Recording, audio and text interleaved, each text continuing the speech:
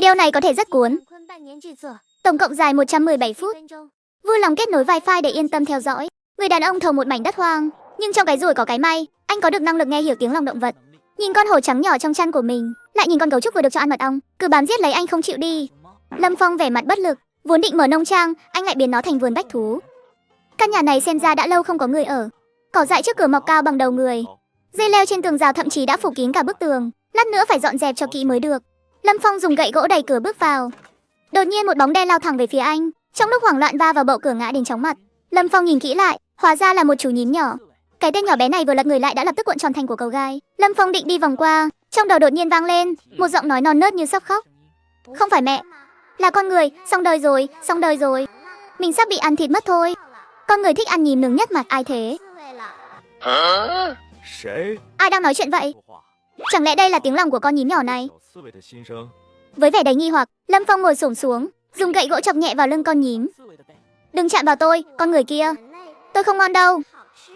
Tôi mấy ngày rồi chưa tắm đó. Trên người toàn là bùn đất với ký sinh trùng thôi. Ăn vào nhất định sẽ bị đau bụng cho xem. Không phải ảo giác. Mình thật sự nghe hiểu được con nhím đang nghĩ gì. Chẳng lẽ đây chính là bàn tay vàng sao? Đặt gậy gỗ xuống, Lâm Phong dứt khoát ngồi bệt xuống đất nhìn diễn viên nhí này. Con nhím nhỏ thu mình trong lớp giáp gai, đợi hồi lâu không thấy động tĩnh gì, không nhịn được lén hé ra một khe hở. Sao con người này vẫn chưa đi nhỉ? Mẹ ơi, mẹ mau về đi mà. Bé cưng đòi đến xẹp cả bụng rồi. Thèm ăn loại sâu béo mập mạp hôm qua quá. Mấy con sâu thịt trắng nọ đấy. Sâu thịt sao? Lâm Phong đi đến góc tường. Một chân đá văng miếng ván gỗ mục nát trên đó. Trong bùn nhão, mấy con sâu thịt béo múc đang chen chúc vào nhau, chậm chạp luồn lách. Tiếp đó, Lâm Phong lấy những con sâu trong bùn ra, tất cả được gói vào trong một chiếc lá khô, sau đó bẻ một cành cây gắp một con. Sâu thịt bình thường đặt trước mặt con nhím nhỏ. Ông kìa, mùi gì thế này? Dường như ngửi thấy mùi đặc trưng của sâu thịt. Con nhím nhỏ đang cuộn tròn thành một cục, lại từ từ duỗi người ra. Đôi mắt nhỏ như hạt đậu xanh, chăm chú nhìn chằm chằm vào con sâu thịt trước mắt. Sâu thịt, đúng là sâu thịt rồi. Sao con người này biết mình muốn ăn sâu thịt nhỉ? Kệ đi, cứ ăn trước đã. Không quản được nhiều như vậy, con nhím nhỏ há miệng cắn vào đuôi con sâu. Sau đó bắt đầu thưởng thức một cách ngon lành. Ngon quá đi mất. Nhưng mà mùi vị con sâu này vẫn còn thiếu một chút. Nếu có loại sâu vàng nhỏ như trước kia thì tốt biết mấy. Tiếc là sâu vàng chỉ có mẹ mới biết tìm ở đâu thôi. Sâu vàng nhỏ sao? Lâm Phong nhìn về phía đám cỏ khởi thảo độc nhất, có cái đầu nhỏ màu vàng đang ngọ nguậy. Chẳng lẽ là cái này? Để chứng minh suy nghĩ của mình, Lâm Phong trực tiếp gắp hai con kỳ thảo, trong kẽ lá ra, đặt ngay trước mặt con nhím nhỏ. Con nhím nhỏ vừa mới nuốt con sâu thịt vào bụng, đôi mắt lập tức mở to hết cỡ. Trời đất ơi, đúng là sâu vàng rồi. Sao con người này có thể bắt được sâu vàng cơ chứ? Hơn nữa, sao anh ta lại đưa sâu vàng đến tận miệng mình thế này? Trời à, chuyện gì đang xảy ra vậy nè? Bụng đói muốn ăn sâu thịt, thì sâu thịt dâng đến tận miệng. Muốn ăn sâu vàng, kết quả sâu vàng cũng dâng đến tận miệng luôn. Thế này thì hạnh phúc quá rồi còn gì. Nhím nhỏ sắp bị niềm vui bất ngờ này làm cho choáng váng đầu óc luôn rồi. Nó không biết chuyện gì đã xảy ra, nhưng nó biết con người này hình như cực kỳ hiểu nó. Đúng không? Vậy thì tôi không khách sáo nữa đâu. Con nhím nhỏ đã đợi không kịp nữa rồi, há cái miệng nhỏ của mình ra, một ngụm cắn chặt lấy con sâu, rồi bỏ vào miệng, vừa nhai vừa lộ ra vẻ mặt thỏa mãn. Lâm Phong ngồi xổm một bên quan sát, cũng nở một nụ cười hài lòng. Một mình trở về làng, thầu riêng 200 mẫu ruộng lớn. Nếu không có người bạn nào bên cạnh, thì đúng là cô đơn thật. Nuôi một chú nhím nhỏ cũng không tệ. Dừng miệng ngay, một tiếng nói trưởng thành hơn, giọng của một nữ nhân trung niên đột ngột vang lên trong đầu Lâm Phong. Ngay sau đó, một con nhím trưởng thành có kích thước lớn hơn một vòng, hùng hục lao tới. Xong rồi, tôi mới đi có một lát thôi mà. Sao con gái ngốc của tôi lại ăn bậy bạ thế này? Hơn nữa ở đây còn có một con người nữa chứ. Nhím mẹ lao thẳng đến trước mặt nhím nhỏ, vừa đẩy nhím nhỏ ra bảo nó đừng ăn nữa, vừa nhìn Lâm Phong với bộ lông gai dựng đứng, phát ra tiếng gầm gừ đe dọa. Con người kia, tránh xa ra, đừng ép bà đây phải tung chiêu vô địch phong hỏa luôn nhé. Đây chắc là người mẹ trong tiếng lòng của nhím nhỏ rồi. Không biết nó có thích ăn sâu khởi thảo không nhỉ? Vừa nghĩ Lâm Phong vừa phóng tầm mắt ra xa. Nếu anh nhớ không lầm, chỗ kia chắc vẫn còn vài con nữa. Với tinh thần khách đến là bạn, Lâm Phong đi đến góc tường tiếp tục tìm kiếm. Thấy Lâm Phong không những không coi mình ra gì, còn để lộ cả tấm lưng ra nữa, nhím mẹ cảm thấy tức giận. Con người kia, tôi liều mạng với anh luôn. Nhím mẹ nổi giận bừng bừng, gồng mình lên, chuẩn bị tung ra đòn tấn công. Nhưng giây tiếp theo nó đã bị nhím nhỏ giữ lại. Mẹ ơi, con người này là người tốt đó. Anh ấy không những không làm hại con, còn cho con ăn sâu vàng nữa. Mẹ mới đi có một lát thôi mà, con gái đã biết bênh vực con người rồi sao? Lại còn sâu vàng nữa chứ, tên con người này mà tìm được sâu vàng thì mẹ sẽ đổi theo họ của hắn luôn. Tiếng lòng của nhím mẹ vừa dứt, Lâm Phong đã mang theo sâu khởi thảo quay lại. Đồng thời anh cũng nghe thấy tâm tư của nhím mẹ. Nở một nụ cười, gắp con sâu trong lá ra, đặt ngay trước mặt nhím mẹ. Nhím nhỏ, cô có muốn xem đây là gì không? Nhìn chằm chằm vào thứ Lâm Phong đặt dưới đất, nhím mẹ ngẩn người ra. Cái gì thế này? Màu vàng, nhỏ xíu. Chờ đã, cái mùi này. Lớp gai đang dựng đứng của nhím mẹ bỗng khựng lại giữa không trung. Đôi mắt nhỏ như hạt đậu, chăm chăm nhìn vào con sâu béo mọng nước đó. Sâu vàng, đúng là sâu vàng rồi. Làm sao có thể chứ? Mình tìm cả ngày mới thấy được có 2 con. Sao con người này có thể tìm được nhiều như vậy? Nè, mới đào ra đó. Con tươi gió luôn nha. Đừng tưởng 2 con sâu là có thể mua chuộc được tôi. Con người là loài gian xảo nhất. Đây chắc chắn là bẫy rồi. Mẹ ơi, mau làm đó. Mẹ nếm thử đi mà. Cái sinh vật 2 chân này không cắn người đâu. Nhím mẹ nuốt nước miếng một cái. Mùi tanh nồng đặc trưng của sâu đất hòa quyện với hương thơm giàu đạm.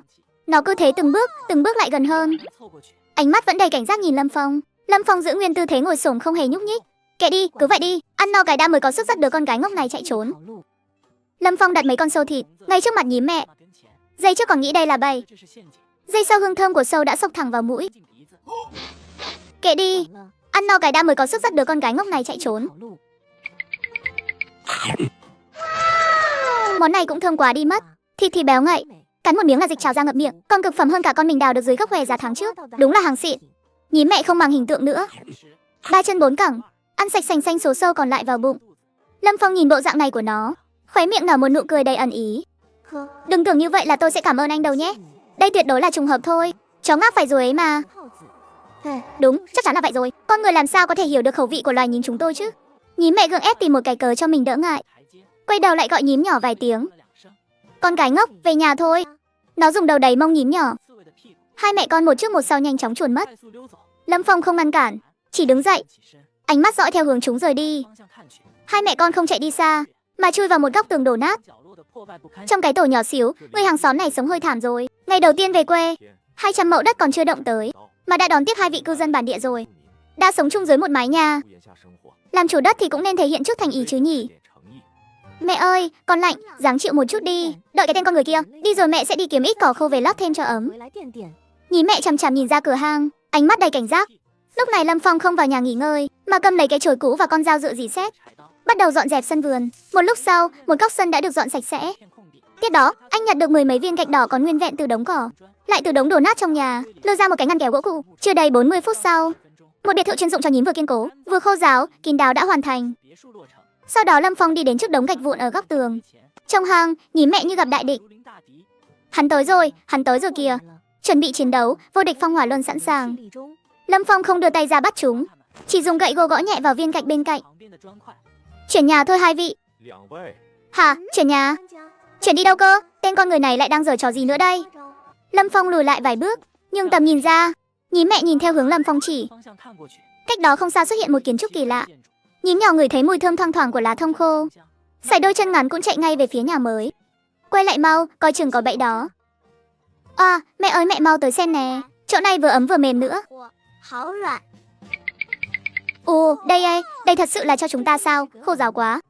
Lại còn kín đáo, có cả đường ống chắn gió nữa. Cái tên con người này, sao biết được ngôi nhà trong mơ của mình trông thế này nhỉ? Chẳng lẽ tên này là con giun đũa trong bụng mình sao? Lâm Phong đứng cạnh biệt thự nhím, nghe tiếng lòng vang lên trong đầu, khóe môi khẽ mỉm cười. Sau đó anh không quan tâm đến 2 mẹ con nhím nữa, quay người đi về phía giữa sân. Trời sắp tối rồi, phải tranh thủ lúc trời chưa tối hẳn, dọn dẹp ra một chỗ sạch sẽ để đặt chân. Lâm Phong cầm lấy một chiếc liềm dì xét. Anh cúi người xuống, tay trái túm lấy một nắm cỏ tranh cao nửa người, tay phải vung liềm về phía góc tường. Nhím mẹ ló nửa cái đầu ra ngoài, nhìn bóng lưng bận rộn của Lâm Phong. Đã ăn sâu vàng của người ta rồi, lại còn ở nhà mới của người ta nữa. Phải phục vụ mình thôi sao? Bà đây ghét nhất là nợ ân tình đấy. Con cái ngốc, đừng có lăn qua lăn lại nữa, ra ngoài làm việc thôi, chúng ta không thể ăn không ở không được. Lâm Phong đang cắt cỏ thì một con nhím nhỏ lăn tới.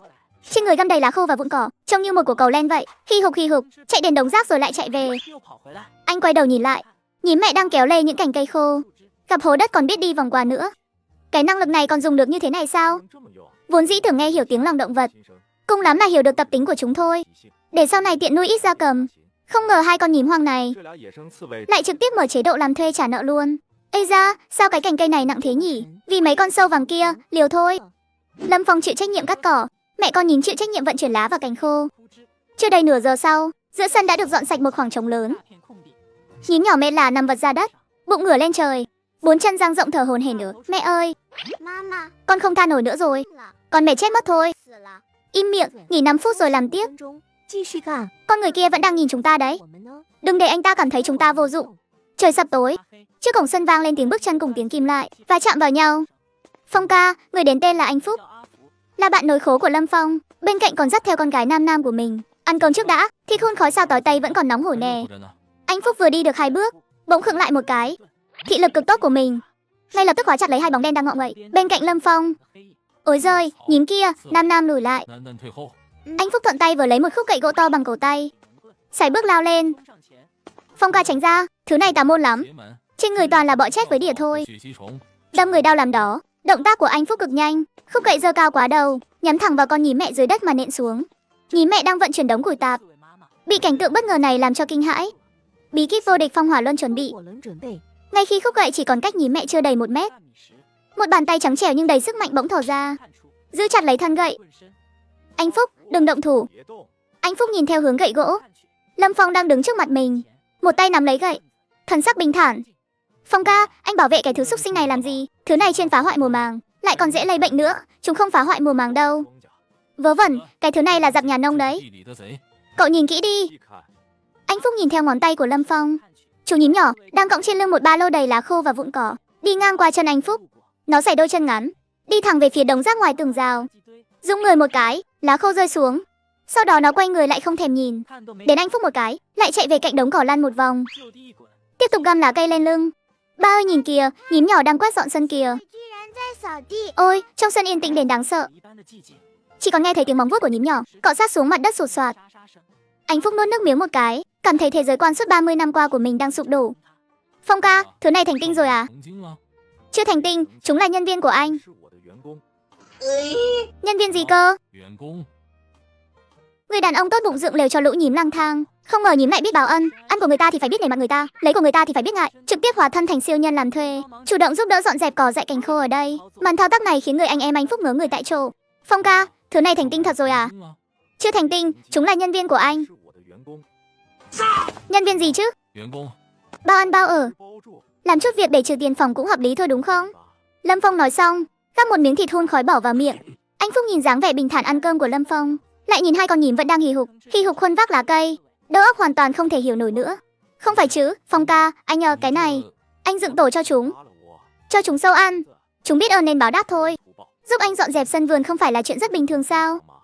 Anh Phúc nhìn cái ngăn kèo gỗ kia một hồi, rồi lại nhìn Lâm Phong, đầu óc cứ lùng bùng hết cả lên. Không phải chứ Phong ca, anh nói thật đấy à? Chỉ cần cho ăn chút gì đó là cái thứ này có thể giúp anh quét nhà sao? Lâm Phong không đáp lời, dùng đũa gắp một miếng thịt hun khói nửa nạc nửa mỡ, cùng một khúc xương ống heo, ném xuống phiến đá xanh sạch sẽ dưới bậc thềm. Nhím nhỏ, qua đây ăn thêm này. Bồi dưỡng đấy. Chú nhím đang hì hục lăn lá cây bỗng khựng lại. Tiếp đó cái mũi nhỏ chun chun liên tục ô. Thịt, thơm quá đi mất. Là thịt kia. Nhím nhỏ thậm chí còn không kịp rũ lá cây trên lưng xuống, 4 cái chân ngắn cũng chạy nhanh như chớp, trông như một quả cầu len găm đầy cỏ khô đang lăn tới vậy. Nhím mẹ vốn dĩ còn đang giữ ý mà kéo cành cây, ngửi thấy mùi khói của thịt hun khói, đôi mắt hạt đậu lập tức tròn xoe hơn nữa. Sao con người này lại có món đồ tốt thế này cơ chứ? Không được, bụng dạ nhím nhỏ còn yếu lắm. Miếng thịt này mình phải nếm thử thay nó mới được. Nhím mẹ vứt cành cây sang một bên, phóng một mạch tới trước, cướp lấy nửa miếng thịt trước mặt nhím nhỏ, một ngụm cắn chặt lấy rồi bắt đầu ăn. Trời đất ơi, đây là món ngon thần thánh gì vậy nè, còn ngon hơn sâu vàng gấp vạn lần luôn.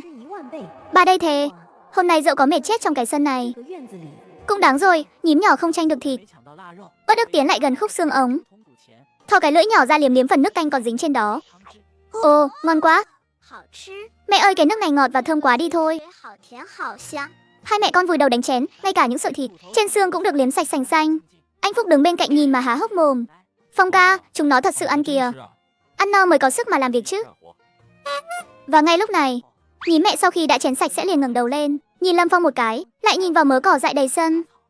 Đã ăn đồ quý giá như thế này thì chỉ có chuyển lá cây thôi chắc chắn không đủ trả nợ rồi. Khôn Vân, mau dậy làm việc tiếp nào, hôm nay nhất định phải giúp ân nhân, dọn dẹp cái sân này cho thật sáng loáng mới được. Nhím mẹ kêu lên với nhím nhỏ một tiếng, quay người lao vào đống cỏ khô rậm rạp nhất, tận dụng lớp gai cứng trên lưng và trọng lượng cơ thể, khi hục ủi ra một con đường. đẩy những mảng cỏ khô lớn ra ngoài. Nhím nhỏ cũng bắt chước mẹ, cuộn tròn thành của cầu lao vút trong đống lá khô. Trông chẳng khác gì một con robot hút bụi không biết mệt mỏi. Thế này thì đúng là quá tà môn rồi. Nhím nhỏ giỏi quá đi mất. Ba ơi, con cũng muốn ra giúp một tay. Này Nam Nam, đừng lại gần quá. Cẩn thận gai đâm đấy. Không sao đâu, chúng biết chừng mực mà. Đúng như lời Lâm Phong nói, hai con nhím thật sự rất biết chừng mực. Một mặt thì bận rộn làm việc, một mặt vẫn quan sát hành động của Nam Nam. Chỉ sợ không cẩn thận lại đâm trúng cô bé. Anh Phúc nuốt nước miếng cái ực, nhìn Lâm Phong bằng ánh mắt như nhìn thần tiên vậy. Phong ca, anh dạy em chiều này với được không? Để em cũng vào rừng bắt hai con nhím về, bắt chúng về quét nhà cho em. Cái này là sức hút cá nhân rồi, cậu học không được đâu. Cỏ dại trong sân đã được dọn dẹp hòm hòm rồi. Tiếp theo là tiết mục quan trọng nhất, dọn dẹp nhà cửa. Do căn nhà gỗ đã lâu không được sửa chữa, ngoài gian chính ra thì chỉ còn một phòng ngủ và một phòng bếp. Phong ca, mái nhà này của anh cũng cần phải sửa lại rồi. Em thấy có vài mảnh ngói bị vỡ rồi đấy. Nếu trời mưa chắc chắn sẽ bị dột cho xem. Để mai tính đi. Tối nay cứ trải chiếu nằm đất tạm đã. Lúc này mẹ con nhà nhím đang nằm bẹp dưới bậc thềm, mệt đến mức thè cả lưỡi ra ngoài. Hù, mệt chết bà già này rồi. Cả đời này chưa bao giờ làm việc nặng như thế này luôn. Nhím mẹ nhìn cái sân đã lột xác hoàn toàn, trong mắt hiện lên một tia tự hào. Tiếp đó nó quay đầu nhìn Lâm Phong trong nhà. Ân Nhân thật sự là người tốt, không những cho nhà ở, còn cho đồ ăn ngon nữa chứ. Nhưng mà chỗ của Ân Nhân hình như không có nệm mềm để ngủ thì phải. Mũi nhím mẹ chun chun vài cái, dường như vừa đưa ra một quyết định phản bội tổ tông nào đó. Nó dùng đầu đẩy nhẹ, đẩy nhím nhỏ đang ngủ gật bên cạnh.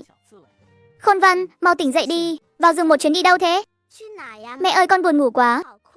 Đi tìm chút đồ tốt cho Ân Nhân, cho anh ấy một sự bất ngờ.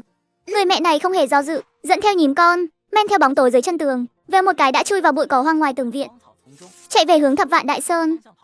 Trong nhà, Nam Nam đang cầm một chiếc khăn nhỏ giúp lau ghế đầu. Con bé ngẩng đầu nhìn ra ngoài cửa, sau đó kéo kéo vạt áo của Lâm Phong. Chú Lâm Phong ơi, nhím nhỏ biến mất rồi. Lâm Phong dừng công việc đang làm, đi tới cửa nhìn ra ngoài. Dưới bậc thềm trống không, trong ngăn kéo gỗ mới dựng làm tổ cũng không có động tĩnh gì. Anh nghiêng tai lắng nghe, trong đầu không truyền đến bất kỳ tiếng lòng nào. Chắc là về núi chơi rồi. Đến hơn 8 giờ tối, căn phòng cuối cùng cũng được dọn dẹp ra dáng chỗ ở. Anh Phúc đem cỏ mang theo, trải lên mặt đất khô ráo trong phòng ngủ, lại từ nhà mang sang một chiếc chăn bông cũ. Phong ca, tối nay anh chịu khó một chút nhé. Ngày mai em lên thị trấn kéo một chiếc giường mới về cho anh. Cảm ơn chú, anh Phúc. Anh em trong nhà khách sáo cái gì? Thôi trời không còn sớm nữa, em đưa Nam Nam về trước đây. Có việc gì anh cứ ra đầu thôn gọi em. Tạm biệt chú Lâm Phong. Sau khi tiễn hai cha con anh Phúc, trong sân hoàn toàn yên tĩnh trở lại. Lâm Phong đứng ở cổng sân, ánh mắt dừng lại ở ngăn kéo gỗ góc tường một lát. Hai người hàng xóm của mình đi đâu rồi nhỉ? Nửa đêm canh khuya thế này không biết có nguy hiểm không? Vừa dứt lời, Lâm Phong liền lắc đầu cười khổ. Mình thế mà lại đi lo lắng cho sự an toàn của hai con nhím. Thập Vạn Đại Sơn đối với chúng mà nói, giống như nhà của mình vậy. Làm sao mà có nguy hiểm được? Lâm Phong để lại một khe cửa cho hàng xóm, sau đó quay về căn phòng ngủ tạm bợ của mình, nằm trên tấm chiếu cỏ. Cuộc sống đã lâu không gặp này, anh lẩm bẩm vài câu. Cơn buồn ngủ ập đến, Lâm Phong nhanh chóng chìm vào giấc ngủ sâu. Đêm khuya núi lạnh, gió lạnh lùa qua khe cửa sổ. Anh vô thức cuộn tròn người lại. Trong cơn mê màng chỉ cảm thấy bắp chân bị một thứ gì đó đè lên, hơi nặng nặng. Anh trở mình muốn đá chân ra, nhưng lại chạm phải một thứ ấm áp lông xù, phập phồng theo nhịp thở. Lâm Phong bỗng khựng lại, lập tức tỉnh táo hẳn. Anh giả vờ hít thở đều đặn, lặng lẽ đưa tay xuống dưới gối. Nơi đó giống một chiếc đồ chơi liềm cắt cỏ. Ấm quá đi, thoải mái hơn cái hang động lạnh lẽo kia nhiều. Một giọng lâu ly, mềm mại, lời biếng pha chút kiêu kỳ vang lên trong đầu Lâm Phong. Đây không phải là tiếng lòng của mẹ con nhím. Trong nhà có trộm sao? Không đúng, là dã thú lẻn vào rồi. Anh đột ngột mở mắt, hất phăng cái chăn ra, tay phải nắm chặt chiếc liềm, tay trái thuận thế kéo công tắc đầu giường. Ánh đèn vàng vọt lập tức chiếu sáng căn phòng. Trước mắt Lâm Phong xuất hiện một nhóc con. Nhóc con này chỉ dài khoảng chừng 10-20 cm, trên người màu trắng tuyết xen lẫn vằn đen. Chính giữa trán còn có một hoa văn chữ vương mờ mờ. Bạch hổ lại còn là một con non. Bạn có tin nổi không? Nhím vì để báo ơn mà dám lên núi bắt cóc một con hổ con về để làm gối ông cho ân nhân. Trên giường mình sao lại lòi đâu ra một con bạch hổ con thế này? Bị ánh đèn làm chói mắt, bạch hổ nhỏ khó chịu khịt khịt mũi, giơ cái chân đầy lông lên che trước mắt. Ái chà, chói mắt quá đi. Cái tên hai chân thú này sao nửa đêm không ngủ đi chứ? Phiền chết đi được. Sau một tiếng kêu, nhóc con xích lại gần bên người Lâm Phong, đầu nghiêng một cái, trực tiếp gối lên đùi của Lâm Phong, còn thoải mái phát ra tiếng khò khò. Này khoan đã, cửa lớn cửa sổ đều khóa chặt mà. Cái thứ nhỏ xíu này vào bằng cách nào vậy? Ánh mắt Lâm Phong chậm rãi rơi xuống, phát hiện viên gạch chặn lỗ chuột ở góc tường đã bị đẩy ra, cạnh lỗ còn dính vài sợi lông trắng muốt, còn có hai hàng dấu chân bùn lộn xộn, một hàng nhỏ, một hàng còn nhỏ hơn. Ân Nhân thấy sự bất ngờ chúng ta tặng rồi kìa. Con gái nhìn xem. Ân Nhân thích lắm đó, đến nỗi giơ cả miếng sắt trong tay lên luôn kìa. Anh ấy chắc chắn là đang rất cảm động. Nhím nhỏ tiến lại gần, nhìn biểu cảm cứng đờ của Lâm Phong, lại nhìn mẹ Bạch Hổ nhỏ đang ngủ say. Ân Nhân sao không nói gì nhỉ? Có phải là vui quá hóa ngốc rồi không? Chắc chắn rồi, xem bộ lông trắng này mềm mại chưa kìa. Ân Nhân ngủ đến cái đệm cũng không có. Gối lên nó ngủ chắc chắn là ấm lắm. Đây chính là thứ hiếm lạ nhất trong Thập Vạn Đại Sơn đấy. Ngày mai Ân Nhân chắc chắn phải thưởng cho chúng ta cả miếng lạp nhục lớn. À, lạp nhục. Con muốn ăn đệm lạp nhục. Các ngươi gọi thứ này là đệm sao? Đây là động vật bảo tồn cấp một quốc gia đấy. Đây là sinh vật mồi bóc lịch đấy các cụ ạ. Nhóc con này, rõ ràng là bị mẹ con nhím lừa lọc dụ dỗ suốt dọc đường, rồi nhét vào từ cái lỗ hổng kia. Sớm biết hai con nhím này có cách báo ơn mạnh bạo như thế, hôm qua đã nên nghe lời anh Phúc, dùng gậy đuổi chúng đi cho rồi. Đi thôi, về nhà mới ngủ thôi. Sáng sớm mai qua đây đợi cơm. Trong phòng chỉ còn lại một người một hổ.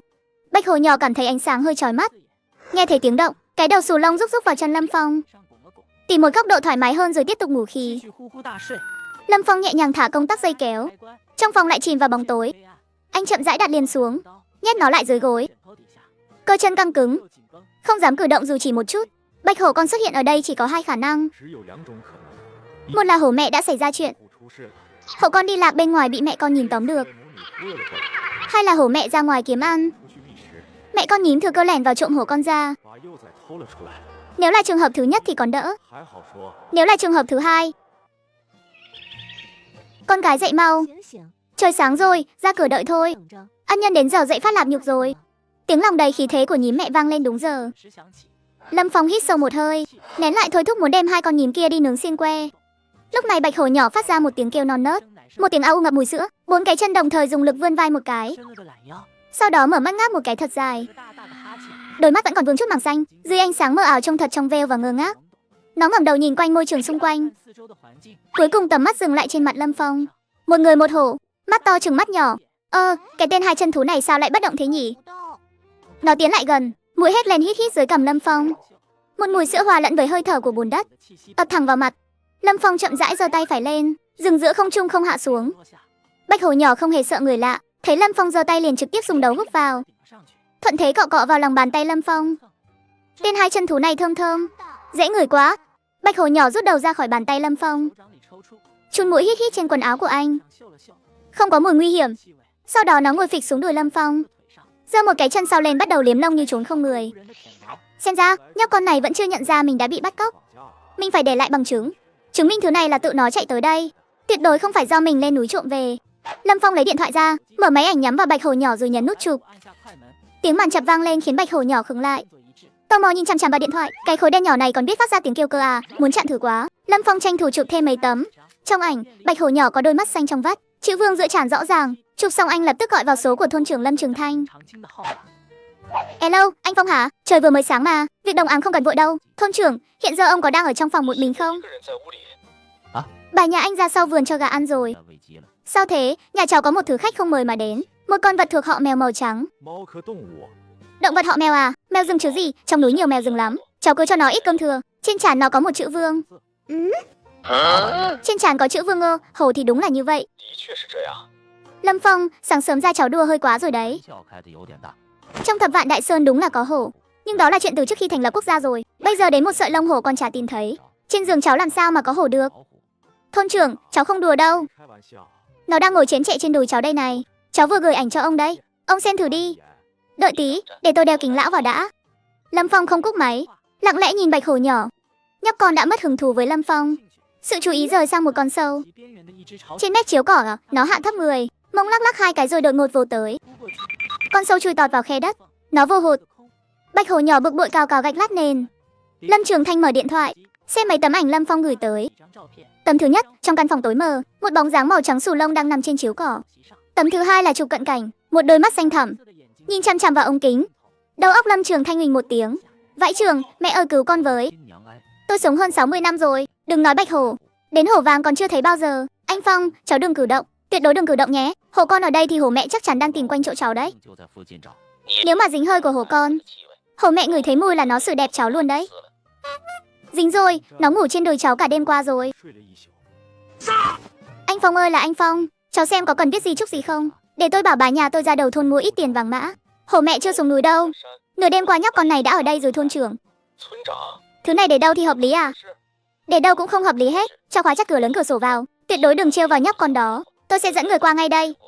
Cháu biết rồi. Nói xong anh cúp máy. Lâm Trường Thanh vội vàng lao ra phòng khách. Xảy ra chuyện lớn rồi bà nó ơi. Mau lấy cái chương đồng của tôi ra đây. Đi gọi anh Phúc. Mang theo xẻng, mang theo đồ chơi săn bắn luôn. Con nhím làm thuê quét dọn, thế mà lại mang về cho người đàn ông một món quà trời giáng. Hổ con, tay Lâm Phong lúc này đang run lên. Trong đầu chỉ còn một ý nghĩ là gọi điện cho thôn trưởng. Để tống khứ củ khoai nóng bỏng tay này đi. Anh Phong cháu khóa chặt cửa vào, đừng có dại mà động vào nó. Tôi dẫn người tới ngay đây. Cháu biết rồi thưa thôn trưởng. Việc chuyên môn cứ để người chuyên môn lo. Củ khoai nóng này coi như đã vứt đi được rồi. Lâm Phong hít một hơi lạnh, cúi người xoa nắn bắp chân bị bạch hổ nhỏ đè đến tê dại. Hành động này đã thu hút sự chú ý của bạch hổ nhỏ. Nó nhìn chằm chằm vào bàn tay đang xoa chân của Lâm Phong, trong mắt xẹt qua một tia phấn khích. Chân sau lấy đà, trực tiếp vồ lấy tay Lâm Phong. Lâm Phong phản ứng cực nhanh, tay phải tóm ngay lấy phần da gáy định mệnh của nó. Đừng có quậy, lát nữa người ta đến thì ngoan ngoãn một chút cho tôi. Ân nhân sao vẫn chưa ra nhỉ? Chẳng lẽ tối qua mệt quá rồi? Đợi chút nữa, ân nhân thấy cái đĩa trắng chúng ta tặng, chắc chắn sẽ mang miếng lạp nhục to nhất ra ban thưởng cho mẹ con mình thôi. Hôm nay nhất định phải ăn một bữa thật no. Lâm Phong nghe tiếng lòng bên ngoài, nhìn bạch hổ nhỏ đang hừng hực khí thế trước mặt, thở dài một tiếng não nề. Tội lỗi quá, 200 mẫu đất còn chưa động tới cái xẻng nào, mà mình đã tự mở vườn bách thú hoang dã rồi. Lâm Phong đứng dậy đi ra ngoài, vừa mở cửa, dưới bậc thềm 2 con nhím đang ngồi chồm hổm trên phiến đá xanh, ánh mắt mong chờ nhìn anh. Ân nhân có thấy bất ngờ không? Có thấy ngạc nhiên không? Lạp nhục đã chuẩn bị xong chưa à? Lâm Phong không nổi giận, anh biết trong não bộ động vật hoang dã không có khái niệm pháp luật, chỉ có quy luật sinh tồn nguyên thủy nhất và trao đổi đồng giá. Đợi đấy, Lâm Phong buông lại 2 chữ, rồi quay người vào bếp bận rộn. Vừa xử lý xong chỗ lạp nhục, dưới chân truyền đến một cảm giác bị lôi kéo. Lâm Phong cúi đầu, bạch hổ nhỏ đang cắn lấy ống quần anh, trong cổ họng phát ra tiếng khò khè. 4 chân dùng sức đạp về phía sau, cố gắng lôi Lâm Phong đi. Nhả ra, ta cũng muốn ăn. Thứ này mặn lắm. Mày không ăn được đâu, răng còn chưa mọc đủ nữa mà. Ăn lạp nhục là bị Tào Tháo đuổi đấy. Đợi lát nữa thôn trưởng đến, để ông ấy kiếm cho mày ít sữa dê. Ăn đi, nhím mẹ reo lên một tiếng, trực tiếp lao vào bát sứ. Nó ngoạ một miếng lạp nhục to nhất, ngửa cổ nuốt chừng vào bụng. Thơm quá, thơm quá đi mất. Đây mới đúng là cuộc sống của loài nhím chứ. Con trai mau ăn đi, ăn xong chúng ta lại đi tìm một cái hũ trắng nữa. Nếu mà kiếm thêm được một cái, ân nhân chắc chắn phải nuôi cơm chúng ta cả đời. Mấy cái thứ này sau này đừng có nhét vào phòng ta nữa, nghe rõ chưa? Hạt ân nhân không thích cục bông trắng sao? Không thể nào. Tối qua rõ ràng ân nhân ôm nó ngủ cả đêm mà. Hiểu rồi, con người nói không muốn, thực ra chính là muốn. Vậy lần tới chúng ta tìm một cục bông đen vậy. Cục đen cũng không được, cục gì cũng không được hết. Nghe cho kỹ đây, đen trắng hoa hoài gì cũng không được tìm về nữa. Còn mang cục bông trắng nào về nữa thì lạp nhục cũng không còn đâu, vĩnh viễn biến mất luôn. Lông gai trên người nhím mẹ lập tức dựng đứng lên, nhưng không phải vì tức giận, mà là vì sợ hãi. Không còn lạp nhục nữa sao? Vĩnh viễn không còn nè. Nó nhìn sang nhím con, trong ánh mắt đầy vẻ kinh hãi. Con có nghe thấy gì không? Nhím con đang gặm một miếng lạp nhục nhỏ, nghe thấy vậy cũng đờ người ra. Mẹ ơi, không có lạp nhục nghĩa là sao à? Nghĩa là sau này chỉ được ăn sâu bọ thôi con ạ. Nhím mẹ cúi đầu nhìn miếng lạp nhục bóng loáng mỡ màng trong bát, lại nhìn biểu cảm nghiêm túc của Lâm Phong, đưa ra quyết định nhanh nhất trong đời. Không tìm nữa, cái cục bông trắng đó là cái thá gì chứ? Sao quan trọng bằng lạp nhục được? Ân nhân bớt giận ạ. Đời này chúng tôi không vào núi nữa đâu. Không tìm nữa, con nghe lời mẹ. Được rồi. Dường như mọi chuyện vẫn chưa kết thúc đâu. Vị tổ tông trên giường, à không, dưới đất kia vẫn còn đang đói.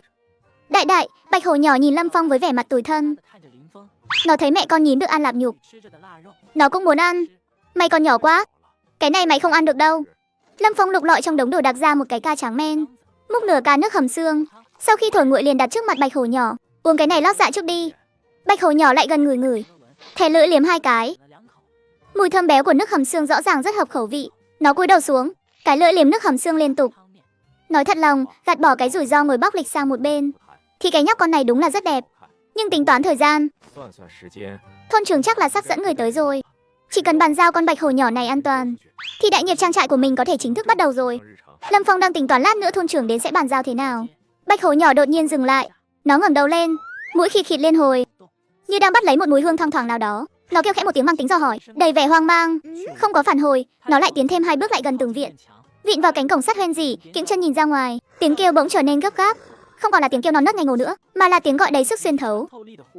Thậm chí nó còn bắt đầu dùng móng vuốt cào vào cửa sắt, phát ra tiếng kim loại ma sát chói tai. Kêu gì thế, cũng đâu phải mẹ mày đến đâu mà. Phấn khích cái gì chứ? Lời vừa thốt ra, Lâm Phong liền khựng lại. Anh phát hiện có điều không ổn. Hai con nhím vốn đang ăn lạp nhục ngon lành, bỗng nhiên đứng hình. Đến rồi, tại sao bà ta lại xuống núi chứ? Hôm qua rõ ràng thấy bà ta đi xa rồi mới ra tay mà. Xong rồi, chạy mau thôi. Lông gai trên người nhím mẹ dựng ngược cả lên, cơ thể run rẩy như cầy sấy. Nó ngoạm lấy chân sau của nhím con với một tốc độ kinh hồn, hoàn toàn không khớp với thân hình của nó, lao vù vào trong ngăn kéo gỗ. Để hai con nhím hoang dã sợ hãi đến mức này, đến nỗi chạy trốn cũng chỉ dám trốn vào ngăn kéo gỗ, thì thứ bên ngoài kia tuyệt đối đã vượt xa nhận thức của chúng rồi. Lâm Phong không cử động, cũng không lên tiếng, chỉ lặng lẽ nhìn theo hướng tầm mắt của bạch hổ nhỏ. Nhìn ra ngoài tường viện, nơi rìa bụi cây, cách căn nhà gỗ chỉ khoảng 100 mét. Anh nhìn thấy một cái đầu khổng lồ đang từ từ nhô ra khỏi bụi cỏ. Hổ mẹ đi săn về phát hiện con biến mất. Bà ta lần theo mùi hương, từng bước một áp sát vào sân của Lâm Phong. Nhìn con bạch hổ trưởng thành đang cách mình chưa đầy 10 mét. Yết hầu Lâm Phong kịch liệt chuyển động. Biết thế này đã nghe lời thôn trưởng, chuẩn bị di chúc sớm rồi. Bây giờ tôi viết có còn kịp không? Con của mẹ. Mẹ ơi, nó cao mở khe hở dưới đáy cửa sắt. Toàn bộ thân hình chui ra ngoài, chẳng mấy chốc đã lao ra được. 4 cái chân ngắn cũng chạy lon ton, lao vù về phía bụi cây. Đứng lại, Lâm Phong, quát khẽ một tiếng. Móng vuốt của bạch hổ nhỏ trên nền đất bùn cào ra 2 vệt dấu vết. Tuy rằng nó thực sự đã dừng lại, nhưng không phải vì tiếng quát của Lâm Phong, mà là vì một tiếng động khác truyền đến từ con đường làng đằng xa. Phong ca đừng sợ, chúng em tới đây. Dẫn đầu là anh Phúc, tay giơ một khẩu đồ chơi săn bắn rỉ sét. Thôn trưởng Lâm Trường Thanh theo sát phía sau, tay đánh chiêng đồng liên hồi. Đằng sau là 5-6 thanh niên trai trắng mặc áo ba lỗ vác xẻng, đòn gánh. Cuối cùng còn có 2 bà thím thích hóng hớt, tay bưng chậu nhôm gõ lấy gõ để trợ ai. Đừng qua đây. Lâm Phong hướng về phía đường làng, gào lên một tiếng khản cả cổ. Tiếng hét xuyên qua bãi cỏ hoang truyền đến tai đoàn người. Phong ca hét cái gì thế? Cậu ấy bảo đừng qua đây. Thôn trưởng, anh Phong không phải bị một con hổ con dọa trong ngốc rồi đấy chứ? Chỉ là một con hổ con thôi mà, con chó ta nuôi còn to hơn nó. Cứ nhốt nhóc con đó vào lồng, đợi người trên huyện xuống đón đi là được. Đi, qua đó xem trước đã, đừng chần chừ nữa, vạn nhất nhóc con đó cắn anh Phong thì sao? Dừng lại, tiếng quát thứ 2 của Lâm Phong vang dội khắp cánh đồng buổi sớm. Lần này, tất cả mọi người đều khựng lại. Phong ca, rốt cuộc là làm sao thế? Ánh mắt Lâm Trường Thanh nhìn về phía căn nhà gỗ, thấy Lâm Phong đứng ở cổng sân bất động, cơ thể cứng đờ. Sau đó ông nhìn theo hướng tầm mắt của Lâm Phong, nhìn về phía rìa bụi cây. Không có gì cả, chỉ thấy gió thổi cỏ lay. Tôi bảo này thôn trưởng, có phải Lâm Phong sợ hãi quá rồi không? Tên thanh niên vạm vỡ chưa nói hết câu, đã bị Lâm Trường Thanh túm chặt lấy cánh tay. Tay ông lão lạnh ngắt, đầu ngón tay run rẩy. Cậu nhìn đám cỏ kia kìa. Tên thanh niên nhìn theo hướng tay Lâm Trường Thanh chỉ thấy đám cỏ tranh bên phải bụi cây đang từ giữa bị từ từ rẽ ra, cỏ bị ép xuống, lờ mờ có thứ gì đó đang di chuyển bên trong, hơn nữa tốc độ ngày càng nhanh. Nhưng tiếng của ông ấy lại nghẹn ở cổ họng. Cỏ tranh đều bị giạt sang hai bên.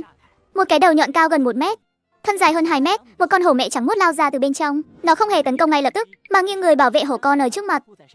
Hổ con vui sướng rúc vào lòng nó, không ngừng cọ cọ vào cằm của nó. Mẹ ơi, con ở đây này. Hổ mẹ cúi đầu, mũi đánh hơi một lượt trên người hổ con. Sau đó nó ngẩng đầu lên khỏi bụi cây, nhìn về phía đám dân làng đang cầm chiêng trống và hàng nóng săn bắn ở đằng xa. Vãi trưởng, hổ kia. Khẽ thôi, Lâm Trường Thanh thều thào bằng giọng khản đặc, một tay túm lấy cánh tay của anh Phúc. Anh ta bừng tỉnh, cúi người nhặt món hàng nóng cũ trên mặt đất lên.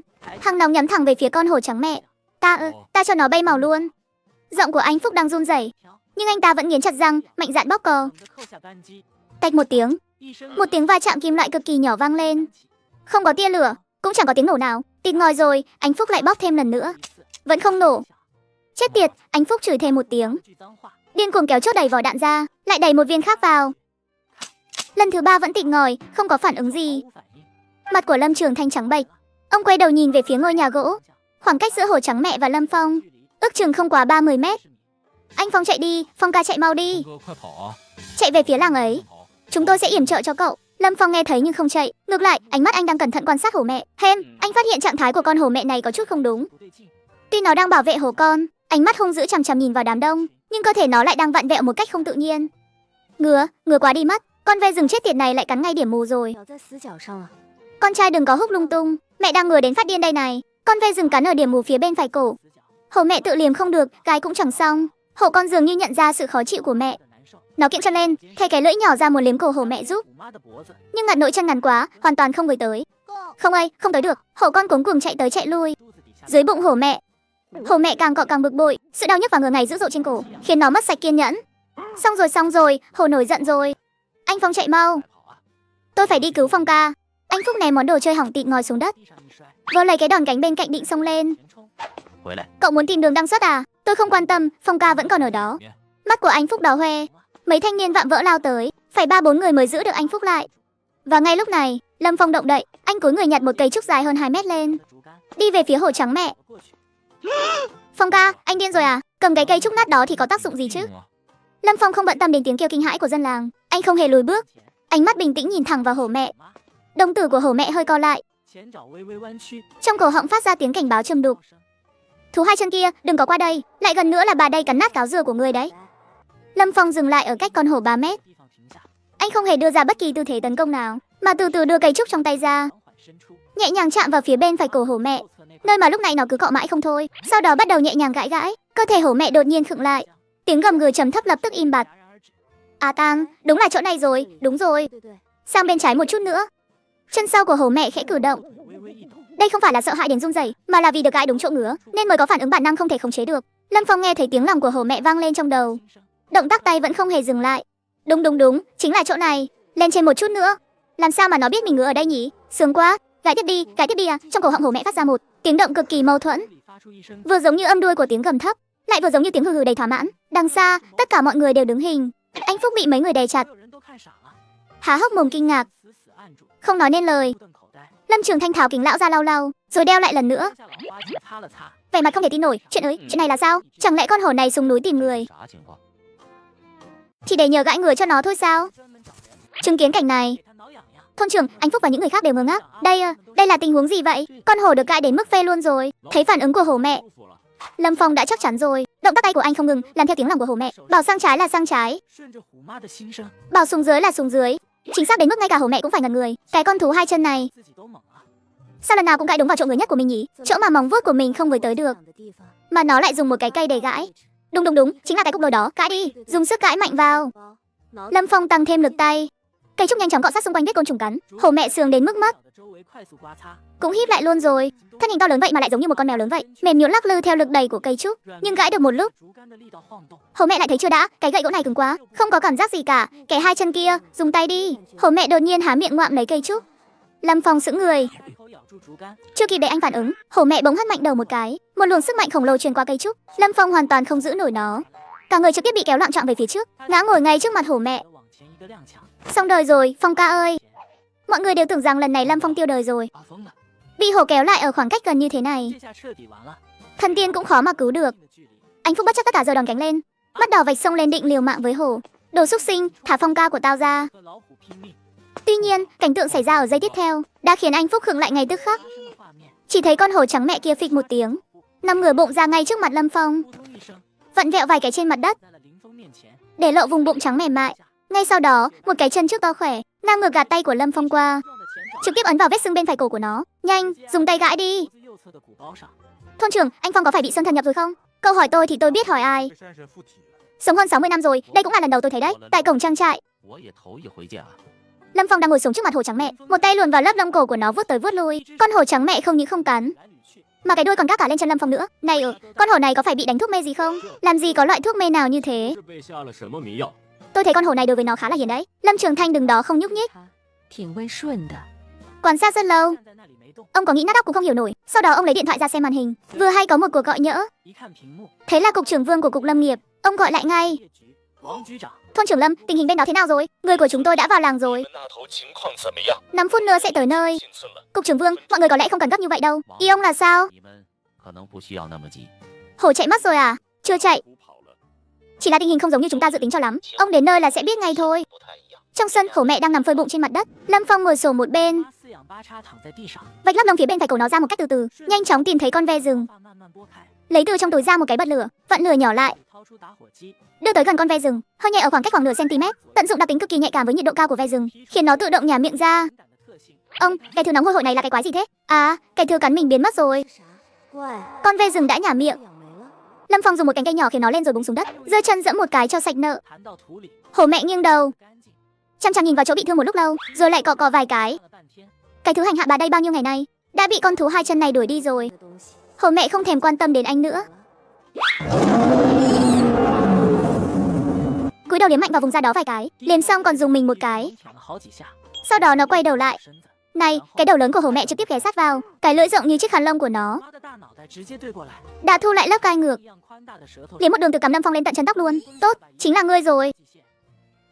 Thú hai chân kia, sau này ngươi sẽ là thợ gãi ngựa riêng của bà đây. Lúc này, bài chiếc xe công vụ in chữ cục lâm nghiệp và xe Việt dã của cảnh sát lâm nghiệp dừng lại trên đường làng. Cục trưởng Vương là người đầu tiên nhảy xuống xe. Ngay sau đó, 4 cảnh sát đặc nhiệm trang bị đầy đủ, cầm theo hàng nóng gây mê, nhanh chóng tản ra, chiếm lĩnh các vị trí thuận lợi. Người cuối cùng xuống xe là giáo sư Trần, chuyên gia động vật hoang dã đến từ tỉnh. Ông mặc bộ đồ bảo hộ dày cộp, tay xách một chiếc vali kim loại màu bạc, vẻ mặt vô cùng nghiêm trọng. Thôn trưởng Lâm, con hổ ở đâu? Nó đã làm ai bị thương chưa? Ở trong ngôi nhà gỗ kia. Yêu cầu tất cả dân làng lùi lại ngay lập tức, lùi ra xa hơn 500 mét. Giáo sư Trần, ở đây không có, đó là hổ Hoa Nam hoang dã đấy. Hổ mẹ trong thời kỳ nuôi con cực kỳ nhạy cảm. Bất kỳ một tiếng động nào cũng sẽ kích thích nó nổi điên. Vậy mà các người còn cho người khua chiêng gõ trống. Làm thế là đang gây thêm kích động đấy. Vâng, giáo sư Trần nói đúng ạ. Phải lập tức kiểm soát tình hình ngay. Kiểm tra hướng gió và địa hình. Chuẩn bị liều thuốc mê liều cao.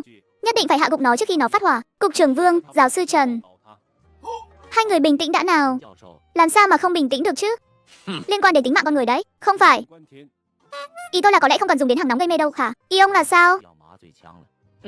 Con hổ chạy về rừng rồi à? Chưa chạy, vẫn còn ở đó mà. Chưa chạy thì tại sao ông lại nói không dùng đến? Này thôn trưởng, đây là chuyện đại sự liên quan đến mạng người đấy. Đừng có mà đùa giỡn. Sự nguy hiểm của mãnh thú hoang dã không phải là thứ mà các ông có thể tưởng tượng được đâu. Không phải. Lâm Trường Thành sốt ruột vỗ đùi bành bạch, dứt khoát kéo luôn. Giáo sư Trần ra lề đường chỗ có tầm nhìn thoáng đãng. Giáo sư Trần, ông tự nhìn đi. Con hổ được thằng Phong gãi cho sướng quá rồi. Giờ nó hiền khô à. Thôn trưởng Lâm, ông có biết mình đang nói gì không hả? Giáo sư Trần đưa ống nhòm trước ngực lên, nhìn theo hướng ngón tay của Lâm Trường Thanh, hướng về phía ngôi nhà gỗ cũ nát cách đó cả trăm mét. Thấy một chàng trai trẻ đang mang vẻ mặt ghét bỏ dùng cái rỉa rách lau nước dãi trên mặt mình, mà trên chân cậu ta lại đang có một con hổ dài hơn 2 mét, một con hổ trắng trưởng thành vạm vỡ đang nằm nghèo đầu. Lau mặt xong, chàng trai trẻ thuận tay xoa xoa cái bụng của hổ mẹ vài cái. Con hổ mẹ không những không nổi giận mà còn sướng đến mức híp cả mắt lại, cái đuôi dài quất có quất lại trên mặt đất, làm tung lên một làn khói bụi. Bên cạnh đó, con hổ trắng nhỏ đang cặm dây giày của chàng trai kia, rồi lăn lộn trên mặt đất. Chứng kiến cảnh này, giáo sư Trần đứng hình luôn. Giáo sư Trần, thấy con hổ chưa? Khoảng cách đã đủ chưa? Tay hàng nóng gây mê đứng sau khẽ hỏi, ngón tay đã đặt sẵn lên cò rồi. Giáo sư Trần không nói gì. Đại não của ông đang hoạt động hết công suất, muốn dùng 20 năm kinh nghiệm nghiên cứu động vật hoang dã của mình để giải thích cái cảnh tượng kỳ quái trước mắt này. Đột biến gen dẫn đến tính tình hiền lành. Không thể nào, bản tính dã tính của động vật hoang dã không thể đảo ngược được. Được con người nuôi dưỡng từ nhỏ lại càng không thể. Màu lông và thể trạng này chắc chắn là giống hoang dã thuần chủng. Giáo sư Trần, sao thế? Tình hình gay gắt lắm mà. Cục trưởng Vương, ông ơi, tự mình xem đi. Hả, một người đàn ông dùng tay xoa bụng hổ mẹ vài cái. Con hổ mẹ không những không nổi giận mà còn sướng đến mức híp cả mắt lại. Bên cạnh còn có một con hổ trắng con đang gặm dây giày của người đàn ông đó. Mà cục trưởng Vương đứng cách đó không xa, thấy cảnh này cũng không dám tin vào mắt mình nữa. Ông hạ ống nhòm xuống, dụi mắt, lại giơ lên lần nữa. Cái này mà là hổ à? Tôi bảo này giáo sư Trần, bình thường các hổ mà ông tiếp xúc đều dễ gần thế này sao? Khóe miệng giáo sư Trần giật giật, không thốt nên lời. Lâm Trường Thanh đứng bên cạnh thở dài một tiếng, với vẻ mặt kiều tôi đã bảo ông rồi mà. Cục trưởng Vương, tôi đã nói là không cần dùng hàng nóng gây mê nữa mà. Thằng nhóc anh Phong này tà môn lắm. Thế giờ tính sao đây? Cái cậu thanh niên đó là con cháu trong thôn chúng tôi. Lâm Phong mới vừa dọn về ngày hôm qua thôi. Lâm Trường Thanh tay cầm cái chiêng, giọng điệu có chút phức tạp. Cục trưởng Vương lại nhìn về phía cái sân thêm lần nữa, im lặng vài giây. Cất hàng nóng gây mê lên xe trước đã. Lúc này Lâm Phong xoa xoa tay, đổi tư thế ngồi xổm khác. Hổ mẹ tỏ ra chút không hài lòng với việc anh di chuyển, nó khẽ gầm gừ nhưng không động đậy gì. Hổ trắng nhỏ cứ chạy qua chạy lại bên cạnh, thỉnh thoảng lại rúc vào dưới bụng hổ mẹ. Mẹ con nhà nhím ở trong ngăn kéo gỗ vẫn chưa chịu ra. Kẻ hai chân bên kia nguy hiểm quá. Mẹ ơi, con không đi đâu.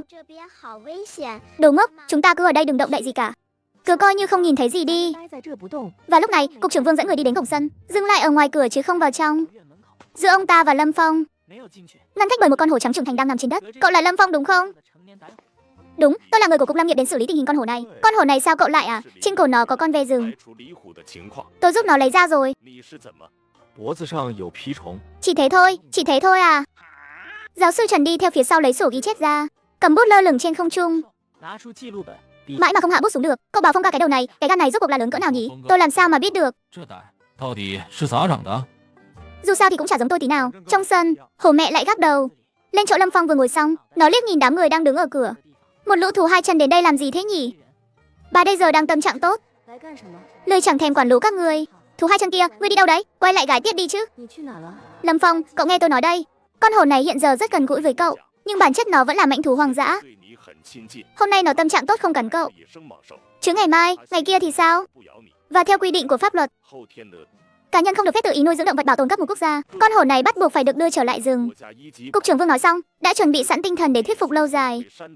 Thậm chí trong đầu đã điểm qua một lượt các điều khoản của luật bảo vệ động vật hoang dã, sẵn sàng lôi ra để phổ biến pháp luật bất cứ lúc nào. Được rồi, cậu nghe tôi nói, động vật hoang dã không được tự ý khá. Cậu nói được, cậu đồng ý rồi à? Cái thứ này để ở chỗ tôi thì tôi có mà đi bóc lịch à? Mau đưa nó đi đi. Cậu không có ý kiến gì chứ? Tôi thì có ý kiến gì được cơ chứ? Lão Trần, chuẩn bị gây mê đi. Nhân lúc cảm xúc của con hổ đang ổn định, cho nó một mũi rồi nhốt vào lồng vận chuyển đi luôn. Giáo sư Trần lấy món hàng nóng màu bạc từ trên xe xuống, tay hàng nóng gây mê cầm thiết bị theo sau. Một nhóm người cẩn thận từng ly từng tí tiến về phía sân. Lâm Phong nhìn thoáng qua tay hàng nóng đang loay hoay chuẩn bị trang bị, không đợi họ tới gần, đã quay người đi về phía hổ mẹ. Này, làm gì thế? Cái tiếp đi chứ. Đến lúc phải về rồi. Về đâu? Về rừng đi. Nhà của cô ở đằng kia kiểu. Hừ, không về, bà đây. Khó khăn là mới tìm được một con thú hai chân biết gãi ngứa, mắc gì phải về chứ. Trong hang vừa lạnh vừa ẩm, lại còn chẳng có ai kỳ lưng cho nữa. Cô ở lại đây không được đâu, đám người ngoài kia sẽ dùng ống sắt cắm cho cô một mũi vào người đấy. Cô sẽ ngất đi luôn, sau đó bị nhốt vào lồng lôi đi. Mấy cái con khỉ gầy đỏ á, ha ha ha. Dám hay không thì lúc bị cắm kim là biết ngay thôi. Thế thì bà đây sẽ tát bay hết bọn chúng. Tát bay bọn này thì sẽ có thêm nhiều đứa khác tới nữa. Loại mang theo hàng nóng thật sự ấy. Hổ mẹ im lặng. Tuy nó là mãnh thú, nhưng quanh năm sống sâu trong rừng núi hoang sơ, nên có một sự cảnh giác bản năng đối với khái niệm hàng nóng này. Thế này đi, cô đưa con về rừng trước đi. Sau này nếu cổ lại ngứa, hoặc chỗ nào trên người không thoải mái, buổi tối cô cứ lén xuống đây tìm tôi sẽ gãi cho cô thêm. Thật không? Thật chứ? Lúc nào cũng được à? Lúc nào cũng được, nhưng điều kiện là cô không được làm hại ai cả, không được nghênh ngang vào làng vào ban ngày. Nghe hiểu rồi thì mau đi đi. Được rồi, nể mặt tay nghề của người cũng khá đấy. Hôm nay bà đây sẽ nể mặt ngươi một lần vậy. Nó cúi đầu ngoạm lấy lớp da sau cổ hổ con, nhấc bổng hổ con lên. Hổ con bốn chân lơ lửng, mắt vẫn chưa mở hết, lắc lá lắc lư. Lâm Phong tránh ra, tay gây mê, chuẩn bị. Giọng của cục trưởng Vương từ phía sau truyền tới. Hai tay gây mê, đã quỳ một chân thủ thế bên ngoài tường sân, hàng nóng nhắm thẳng về phía hổ mẹ. Không cần đâu, cái gì cơ? Nó đồng ý quay về rồi. Cậu nói cái gì? Tôi nói là hổ mẹ đồng ý về rừng rồi, không cần gây mê đâu. Hoang đường, mãnh thú hoang dã sao có thể nghe lời người được? Cậu bảo nó về là nó về chắc. Nếu mà giao tiếp được dễ thế, thì những người làm công tác bảo tồn động vật hoang dã như chúng tôi đâu cần hàng năm phải đem mạng ra để đối phó với chúng chứ. Lâm Phong mau tránh ra đi, đây không phải lúc để đùa đâu. Lâm Phong không nhúc nhích. Anh quay đầu nhìn hổ mẹ một cái. Hổ mẹ ngáp một cái, lộ ra 4 chiếc răng nanh sắc lẹm. Sau đó nó cúi đầu, ngoạm lấy lớp da cổ của con hổ trắng nhỏ vẫn đang lăn lộn dưới đất. Đi thôi, đi thôi. Phiền chết đi được, cái con thú hai chân kia. Nhớ kỹ những gì người đã nói đấy. Lâm Phong gật đầu với hổ mẹ. Hổ mẹ ngoạm hổ con sày bước ra khỏi cổng sân, hoàn toàn phớt lờ những họng hàng nóng đen ngòm kia. Giáo sư Trần đứng hình tại chỗ. Các cảnh sát đặc nhiệm cầm hàng nóng, nhất thời không biết có nên bóp cò hay không.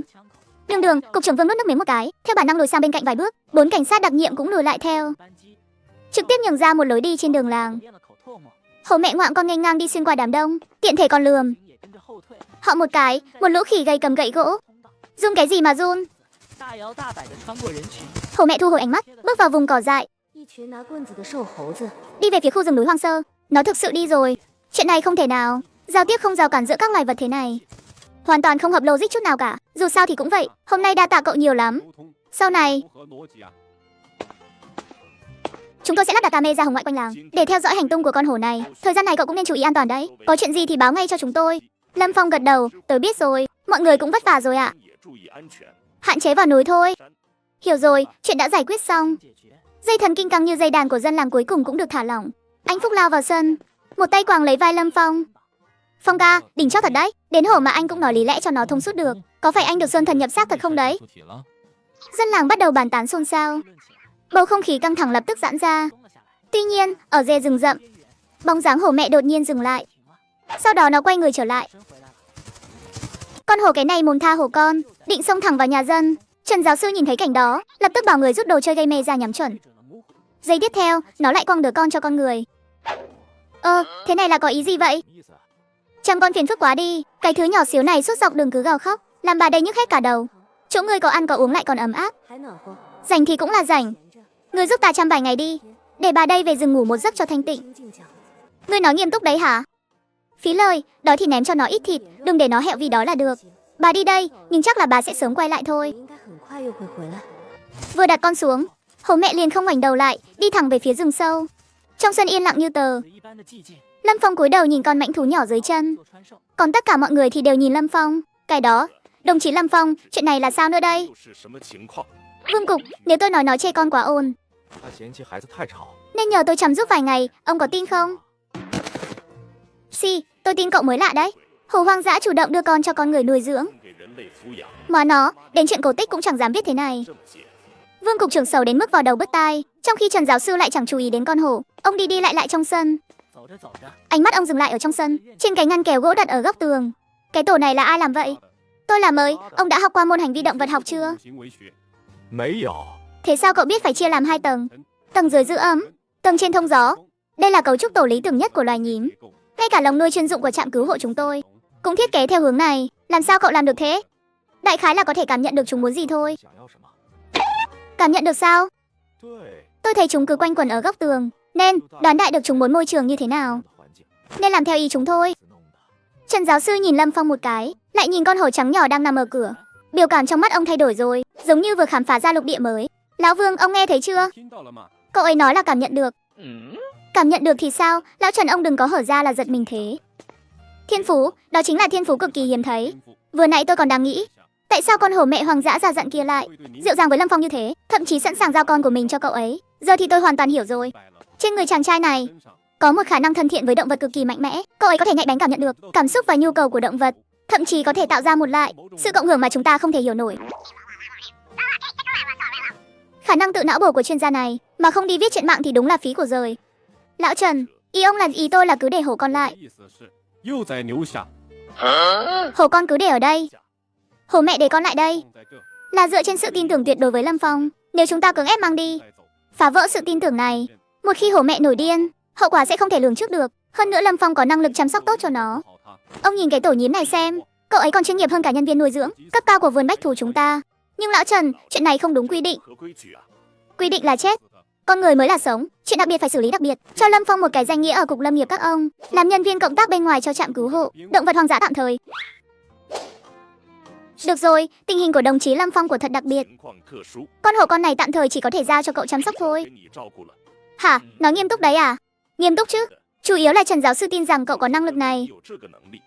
Đồng chí Lâm Phong, khả năng cảm nhận cảm xúc động vật của cậu rất hiếm có. Đó là thiên phú. Tại sao hổ mẹ lại chọn đúng cậu? Xác suất cao cũng là vì điều này. Trạm cứu hộ chuyên nghiệp của chúng tôi cũng không làm được việc khiến một con hổ cái hoang dã chủ động nằm ngửa bụng ra. Hợp tình hợp lý. Nhưng vấn đề là tôi về đây để mở nông trang, chứ không phải để mở trung tâm ký gửi trẻ nhỏ. Đã để cậu nuôi thì những vấn đề phát sinh sau này chúng tôi sẽ giải quyết. Tiền ăn uống phía cục lâm nghiệp sẽ chi, mỗi ngày sẽ cấp kinh phí mua thịt theo tiêu chuẩn cao nhất. Ngoài ra tôi sẽ nhanh chóng làm xong thẻ nhân viên cứu hộ động vật hoang dã tạm thời cho cậu. Cái sân này sẽ trở thành điểm cứu hộ tạm thời luôn nhé. Được rồi, vậy tôi đành miễn cưỡng trông hộ vậy. Nhưng nói trước là mất lòng trước được lòng sau. Nếu nó tự chạy về rừng thì tôi không chịu trách nhiệm đi tìm đâu đấy. Không thành vấn đề. Sau này có cần gì cứ liên lạc với tôi bất cứ lúc nào. Chúng tôi sẽ định kỳ cử bác sĩ thú y qua kiểm tra tình trạng sức khỏe của hổ con. Nói xong, Vương Cục để lại phương thức liên lạc cùng với một bản văn bản thảo tạm thời. Sau đó họ lên xe quay trở về. Phong ca, anh đỉnh thật đấy. Đến cả cục trưởng cục lâm nghiệp cũng phải nhờ và anh nuôi hổ. Thôi đi, đừng có nịnh hót nữa. Cái giường tôi nhờ anh lấy đâu rồi? Có ngay, giờ em đi đẩy tới đây. Không bao lâu sau, anh Phúc đẩy một chiếc xe bò về tới. Trên xe không chỉ có một chiếc giường gỗ đơn chắc chắn, mà còn có đủ loại nồi niêu xoong chảo cùng gạo muối mắm muối. Em nghĩ anh mới về chẳng có gì cả, nên gom góp ở nhà đem sang cho anh một ít. Cái giường này là do bố em đóng năm kia, chắc chắn lắm. Anh cứ dùng tạm đi. Cảm ơn nhé anh Phúc. Lát nữa anh chuyển tiền cho. Nói tiền nong là khách sáo rồi đấy nhé. Anh cứ dọn dẹp đi, em về giúp bố làm việc đồng đây. Có việc gì cứ gọi em. Sau khi anh Phúc đi, Lâm Phong lục trong đống đồ vừa mang đến thấy một miếng thịt ba chỉ ngon lành, mang vào bếp cắt thành từng khối rồi cho vào nồi kho. Chẳng mấy chốc hương thơm đã theo khe cửa lan tỏa ra ngoài, bay tới tận chỗ cái ngăn kèo gỗ. Thơm quá, mùi gì thế này? Ân Nhân lại đang làm thịt gác bếp à? Không đúng, còn thơm hơn cả thịt gác bếp. Mẹ ơi con đói. Đi xin ăn thôi. Nhím mẹ dẫn theo nhím con, lạch bạch chạy về phía nhà bếp. Nhưng còn chưa tới nơi chúng đã dừng lại, chỉ vì ở cửa đang có một cục bông trắng nằm bò ở đó. Đôi mắt nhìn chằm chằm vào bếp lò, tưởng là phải rút lui rồi. Lâm Phong nhìn thấy mẹ con nhà nhím lần theo mùi thơm mà đến. Anh gắp 2 miếng thịt ra cái bát sứt rồi đặt xuống đất. Ăn cho no đi. Anh, ngon quá đi mất. Nhím ta đây, hôm nay đúng là được lên thiên đường rồi. Con gái, ăn nhiều vào, ăn no rồi buổi tối chúng ta lại vào rừng tìm xem còn có báu vật gì khác để mang đến cho Ân Nhân không. Hai mẹ con nhà ngươi ăn thịt thì được, nhưng đừng có bày thêm trò gì cho ta nữa đấy. Biết rồi, con người thật là lôi thôi quá đi. Tôi cũng muốn. Tên hai chân này có ý gì vậy? Tại sao chỉ cho 2 cái tên, cái góc kia mà không cho tôi? Chàng trai không tốn một xu nào, lại có được quyền nuôi dưỡng một bé hổ trắng. Hóa ra hổ mẹ chê chăm con phiền phức, muốn thảnh thơi vài ngày nên quẳng con cho Lâm Phong. Còn mình thì chạy tót về rừng, và Lâm Phong từ đó bắt đầu chế độ làm bố bỉm sữa. Thịt kho mặn lắm. Nào, con ăn cái này đi. Ngon quá. Mẹ nói đúng thật.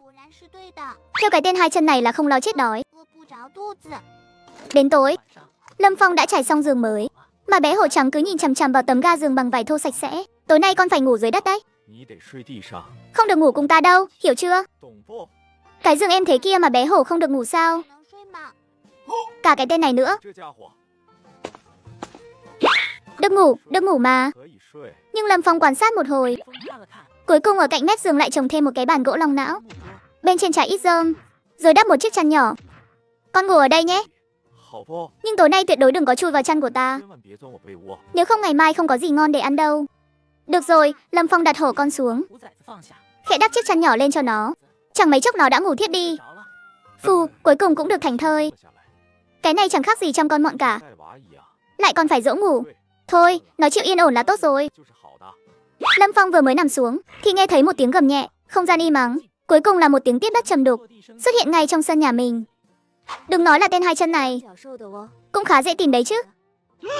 Không lẽ nào là hổ mẹ sao? Anh nhòm dậy đi ra bên cửa sổ. Trong sân đang đứng một con quái vật khổng lồ dài hơn 2 mét. Chẳng phải đã về rừng rồi sao?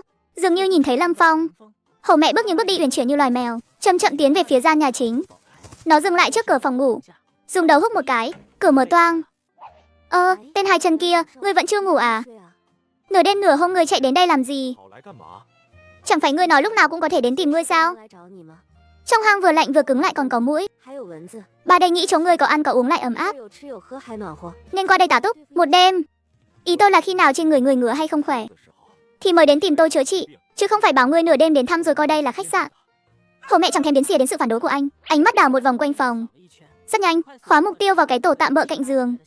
Bé hổ trắng đang nằm ngửa bụng ngủ khỉ trên đó. Hổ mẹ ghé lại gần, dùng cái đầu lớn dụi dụi vào hổ con.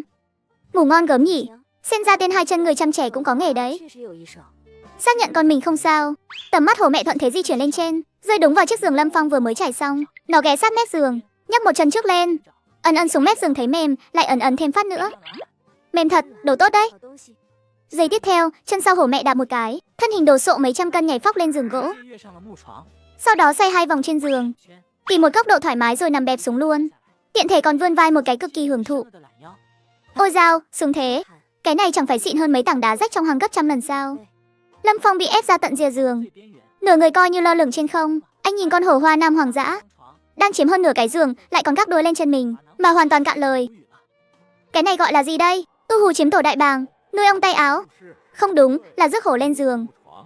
Lâm Phong nhớ lại câu nói của Vương cục trưởng, để lại trước khi đi ban ngày, có tình hình gì cứ liên lạc với tôi bất cứ lúc nào. Anh lôi điện thoại ra, nhắm thẳng vào con hổ mẹ đang chiếm đóng giường của mình, chụp một tấm ảnh, gửi cho Vương cục trưởng. Vương cục, có biến rồi. Ngươi ngủ giường của ta. Vậy ta ngủ ở đâu? Hổ mẹ hé mắt liếc anh một cái. Nó dịch vào trong một chút, trừ ra một khoảng trống tầm 30 cm đến mét. Sau đó nó đưa cái bàn chân trước giày cộp ra, vô vỗ vào cái chỗ trống đáng thương đó. Ngủ chung đi, ngươi coi ta là con mèo rắc đăn nuôi trong nhà à? Chị ơi, chị nặng mấy trăm cân đấy chị biết không? Lúc này Vương cục trưởng vừa tắm xong, đang quần áo ngủ, cầm bình giữ nhiệt, chuẩn bị kết thúc một ngày đầy kinh hoàng này. thì điện thoại đặt ở đầu giường vang lên, cầm lên xem. Phát hiện là tin nhắn WeChat của Lâm Phong, Vương Cục. Có biến rồi ạ. Có biến, hổ con bị bệnh hay là chạy mất rồi? Vương Cục vội vàng bấm vào tấm hình đó. Trong hình, trên chiếc giường gỗ, có một con hổ trắng trưởng thành to lớn đang nằm bò, đang lim dim mắt hưởng thụ. Cái đuôi còn gác lên đùi của một người. Vãi chưởng, đây chẳng phải là con hổ mẹ ban ngày đó sao? Nó không phải đã về rừng rồi à? Sao lại chạy ngược về thế này, lại còn leo cả lên giường của Lâm Phong nữa? Vương Cục trưởng lồng ngỗng, bấm gọi video cho Lâm Phong. Lâm Phong, chuyện gì thế này? Sao con hổ đó lại quay lại? Hey si, Lâm Phong thở dài một tiếng, trực tiếp chuyển từ cuộc gọi thoại sang video. Màn hình lóe lên, thấy khuôn mặt không còn gì để luyến tiếc của Lâm Phong. Tiếp đó anh xoay camera hướng về phía hổ mẹ trên giường. Như ông thấy đấy, nó đến tá túc. Hả? Nó á? Nó không làm cậu bị thương chứ? Tạm thời thì chưa, nhưng yêu cầu hiện tại của nó hơi quá đáng. Yêu cầu gì? Nó bảo tôi lên giường ngủ chung với nó. Cái gì cơ? Một con hổ hoa nam hoang dã trưởng thành, nửa đêm xuống núi sông vào nhà dân, chiếm đóng giường ngủ, còn vỗ giường mời dân làng ngủ chung. Lâm Phong, cậu nghe tôi nói đây, tuyệt đối đừng làm nó nổi giận. Cậu cứ từ từ lùi lại, lùi ra khỏi phòng. Có lẽ nó chỉ ham cái giường mềm mại thôi. Cậu cứ nhốt nó trong phòng, tự sang phòng khác ngủ tạm một đêm. Tôi cũng muốn lùi lắm chứ. Lầm bầm cái gì thế, nửa đêm không ngủ, cứ lầu bà lầu bầu với cái hộp đen phát sáng đó. Phiền chết đi được. Hổ mẹ nhấc cái chân to hơn cả mặt người lên, vung một cái cực kỳ tùy ý. Điện thoại trong tay Lâm Phong trực tiếp bị vỗ bay đi mất. Lâm Phong cậu có sao không? Ấy, chị đừng có kéo tôi. Chị đè lên chân tôi rồi, dịch qua bên kia một chút đi. Vương Cục trưởng cầm điện thoại, cả người đờ ra tại chỗ. Mặc dù không nhìn thấy hình ảnh, nhưng âm thanh thì nghe rõ mồn một.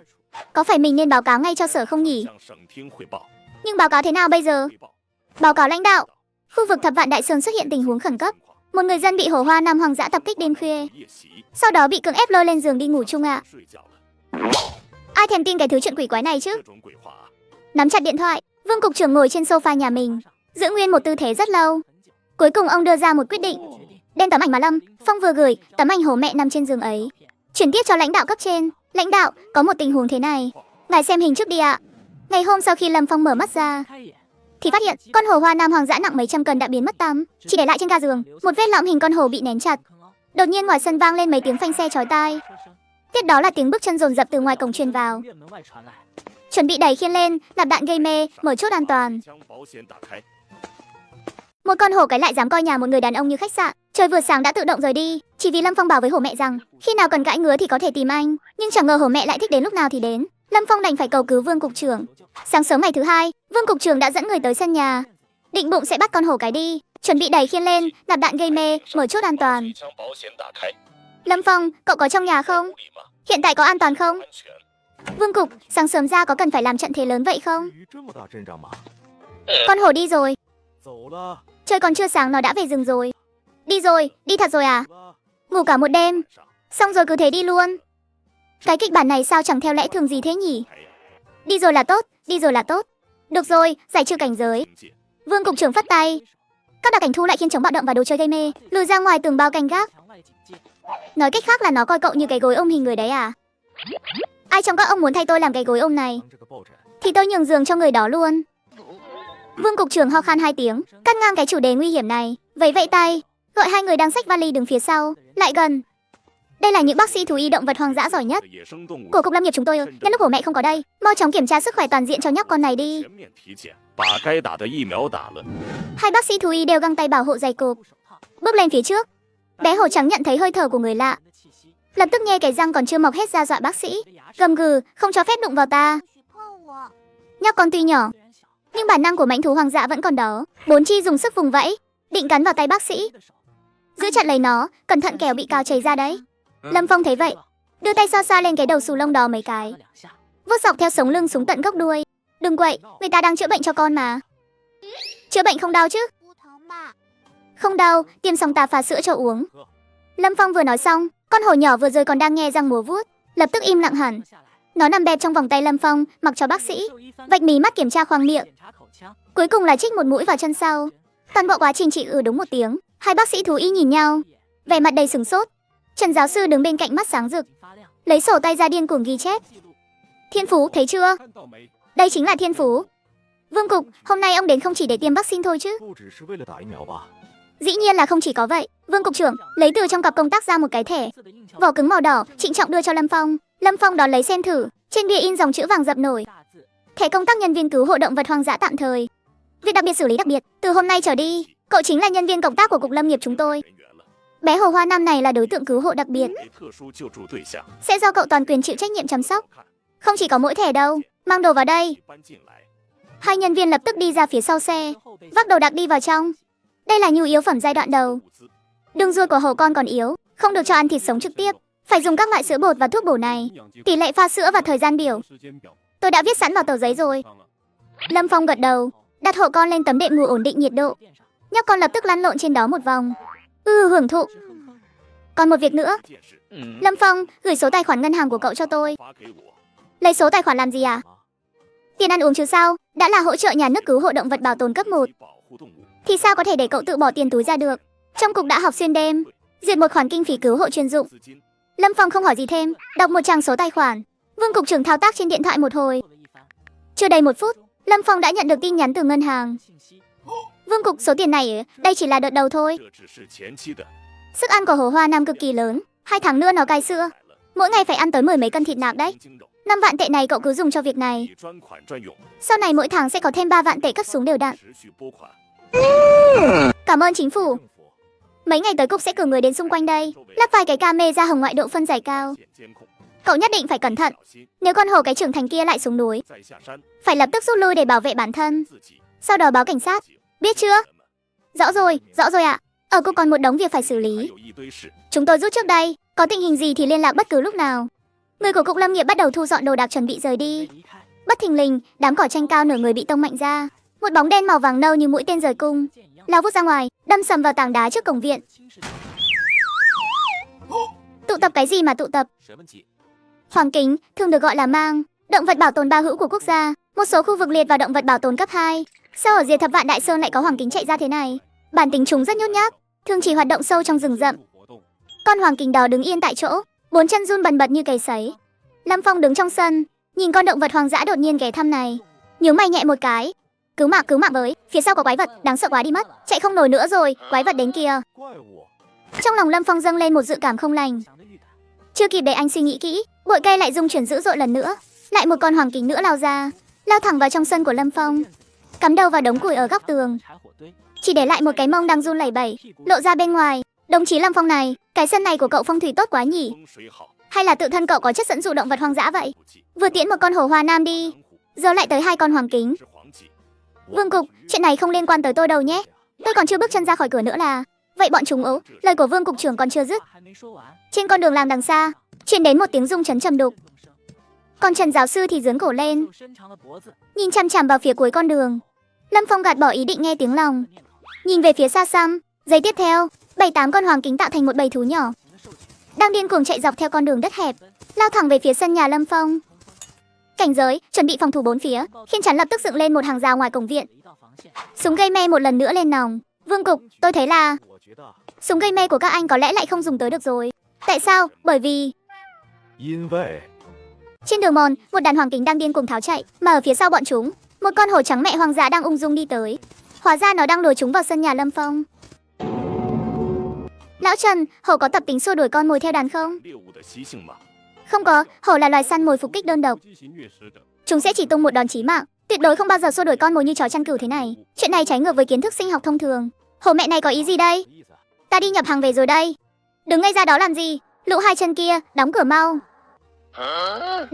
Đóng cửa gì cơ? Lão nương đã phải chạy qua mấy ngọn núi mới gom đủ cho ngươi cả ổ thế này đấy. Mau đóng cửa lại đi. Nhưng vấn đề là ở chỗ, cái cửa này của tôi liệu có cản nổi một đàn hoàng kính đang phát điên không? Giây tiếp theo, đàn hoàng kính lao đến trước cổng viện. Chúng nhìn thấy những người đang đứng trong sân, và cả những họng súng đen ngòm kia nữa. Trước có lũ 2 chân, sau có đại bạch hổ. Đàn hoàng kính bùng phát bản năng sinh tồn mạnh mẽ. Con dẫn đầu đang lao tới đột ngột phanh gấp. Mượn theo quán tính, nó nhảy thẳng lên đống củi xếp cạnh tường rào.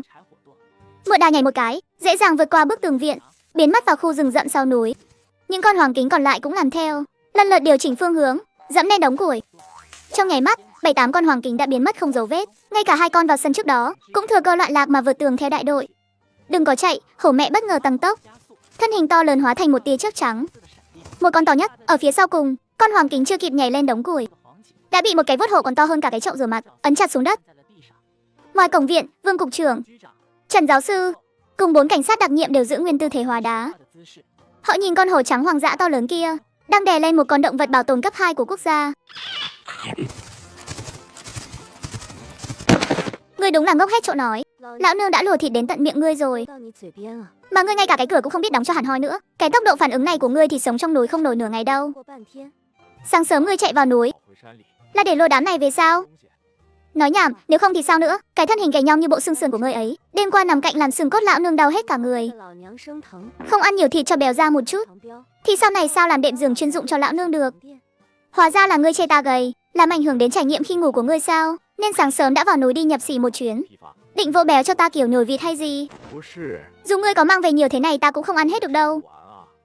Ăn không hết thì nuôi đi, dù sao lão nương cũng chỉ bắt được con này thôi. Mấy con kia chạy mất là tại ngươi cả đấy. Nói xong, hổ mẹ cúi đầu, nhìn con hoàng kính trên mặt đất vẫn đang vùng vẫy, cố gắng đứng dậy.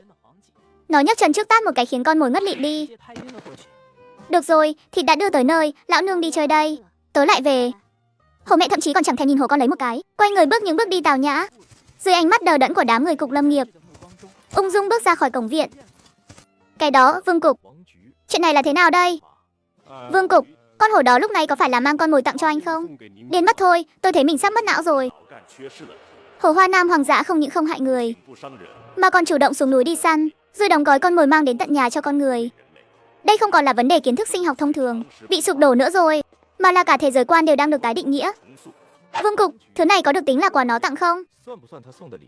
Động vật bảo tồn cấp 2 quốc gia đấy. Nếu tôi mà đem nó đi hầm thịt thì 50.000 tệ tiền ăn uống kia chắc là không đủ cho tôi nộp tiền phạt đâu. Bên cục lâm nghiệp các anh có quản việc thu hồi không? Cậu nói xem quản thế nào? Thật là rắc rối, đây là lương thực do đích thân con hổ bắt về tặng cậu đấy. Nếu hôm nay tôi mang con hoàng kính này đi, tối nay con hổ mẹ xuống núi phát hiện cậu không có gì ăn, liệu ngày mai nó có lột thẳng một đàn lợn rừng xuống núi săn phẳng cái cục lâm nghiệp này không? Cá nhân bị động tiếp nhận một con động vật bảo tồn cấp 2 do động vật bảo tồn cấp 1 tặng cho. Chuyện này trong luật bảo vệ động vật hoang dã thì bị phạt tù mấy năm. Cá nhân bị động tiếp nhận động vật bảo tồn cấp 2 từ động vật bảo tồn cấp 1 tặng. Vương cục, trong luật không có điều khoản này đâu. Chắc là người soạn luật cũng chẳng thể ngờ tới lại có chuyện như vậy xảy ra. Vương cục trưởng hít sâu một hơi, lấy điện thoại ra, thành thục gọi cho cấp trên. Đúng, lại là tình hình ở chỗ Lâm Phong. Hổ có làm ai bị thương không? Hổ không làm ai bị thương, nhưng con hổ đó chê cậu ta quá gầy, vừa tặng cho cậu ta một con động vật bảo tồn cấp 2 để tầm bổ đấy. Biết rồi, biết rồi. Nếu không thì sao? Hay là tôi cử một chuyên gia đàm phán qua đó, thương lượng với đồng chí Hổ một chút, rằng sau này có tặng đồ ăn thì đi theo đường chính ngạch được không? Đừng có tập kích bất ngờ như thế này nữa. Anh nghe đây, thứ nhất, hoàng kính đã đưa đến tay Lâm Phong rồi, thì đó là quả Lâm Phong. Bất kỳ đơn vị hay cá nhân nào cũng không được lấy bất kỳ lý do gì để thu giữ. Thứ hai, lắp đặt thiết bị giám sát lên. Chúng ta phải nắm bắt tình hình của con hổ mẹ đó mọi lúc mọi nơi, cũng như xem lần tới nó lại mang thứ gì đến nữa. Thứ ba, chuyện này tạm thời liệt vào cấp độ bảo mật cao nhất. Thông tin đưa ra ngoài chỉ nói là tại nhà Lâm Phong thiết lập một điểm quan sát động vật hoang dã, mọi kinh phí sẽ lấy từ quỹ chuyên dụng. Vừa cúp điện thoại, Vương cục trưởng thở phào nhẹ nhõm một tiếng, có lãnh đạo gánh vác cho rồi, trong lòng cũng thấy yên tâm hơn. Ông quay sang nhìn Lâm Phong, cố nặn ra một nụ cười còn xấu hơn cả khóc. Đồng chí Lâm Phong này, lãnh đạo đã chỉ thị rồi. Con mang này thuộc về món quà của hổ mẹ tặng cho hành động cứu trợ cá nhân của cậu. Tổ chức quyết định tôn trọng ý nguyện của hổ mẹ. Nghĩa là nó thuộc về tôi rồi. Đúng, nhưng thứ này là động vật bảo tồn. Cậu không được ăn, không được bán, không được ngược đãi. Đợi khi nào nó tự muốn đi thì cậu hãy thả nó ra. Lão Trần, đi thôi. À chờ đã, đúng rồi. Trong đống vật tư vừa đưa qua, còn có mấy cái camera độ nét cao nữa, dùng để giám sát cho cậu đấy. Lúc nào rảnh cậu tự lắp lên nhé. Sau đó dữ liệu sẽ truyền trực tiếp về hệ thống của chúng tôi. Cái gì? Tôi tự lắp sao? Lâm Phong đứng trước cổng viện, nhìn theo bóng đèn hậu của chiếc xe đang đi xa dần, lại cúi đầu nhìn con hoàng kính đang ngất xỉu dưới chân. Được rồi, lại thêm một đứa nữa. Con hoàng kính này xông vào sân nhà anh xong là cứ lì ra không chịu đi, mặc cho anh cầm gậy xua đuổi.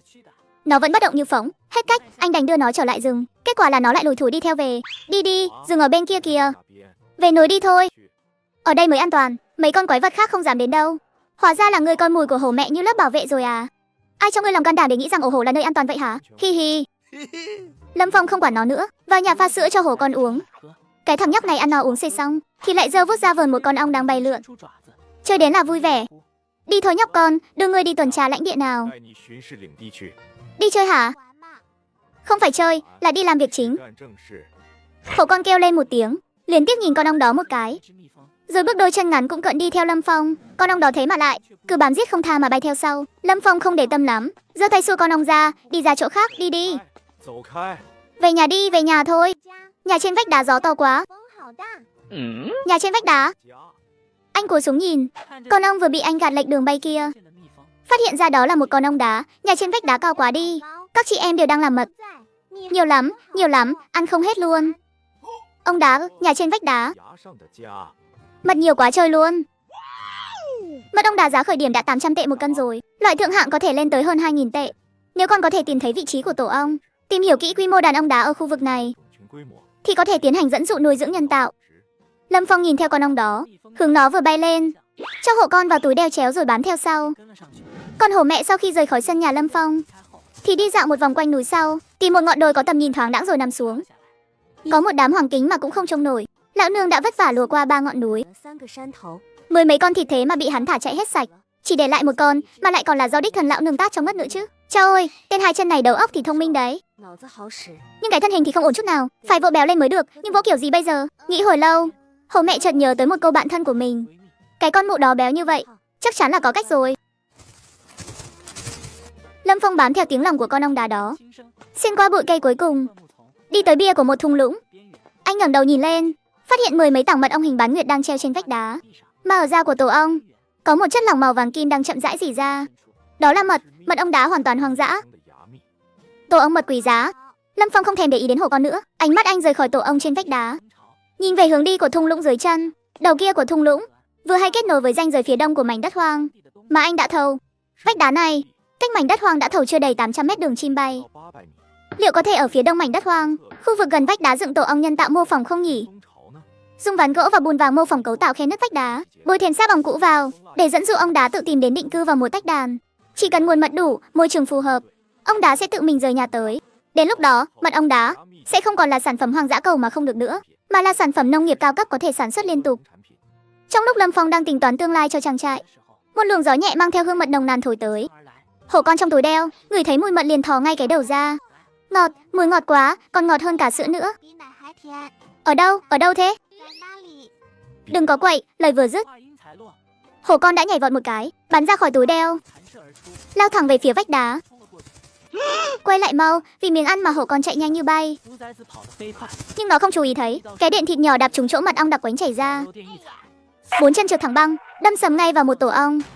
Tổ ong rung chuyển mấy cái, đàn ong màu đen nâu từ cái tổ bị hỏng ồ ạt xông ra ngoài, nhanh chóng tụ lại giữa không trung thành một đám. Sao mà nhiều mây đen thế này? Giây tiếp theo, đàn ong lao xuống, những cái vòi đốt sắc nhọn cắm thẳng vào trán của hổ con.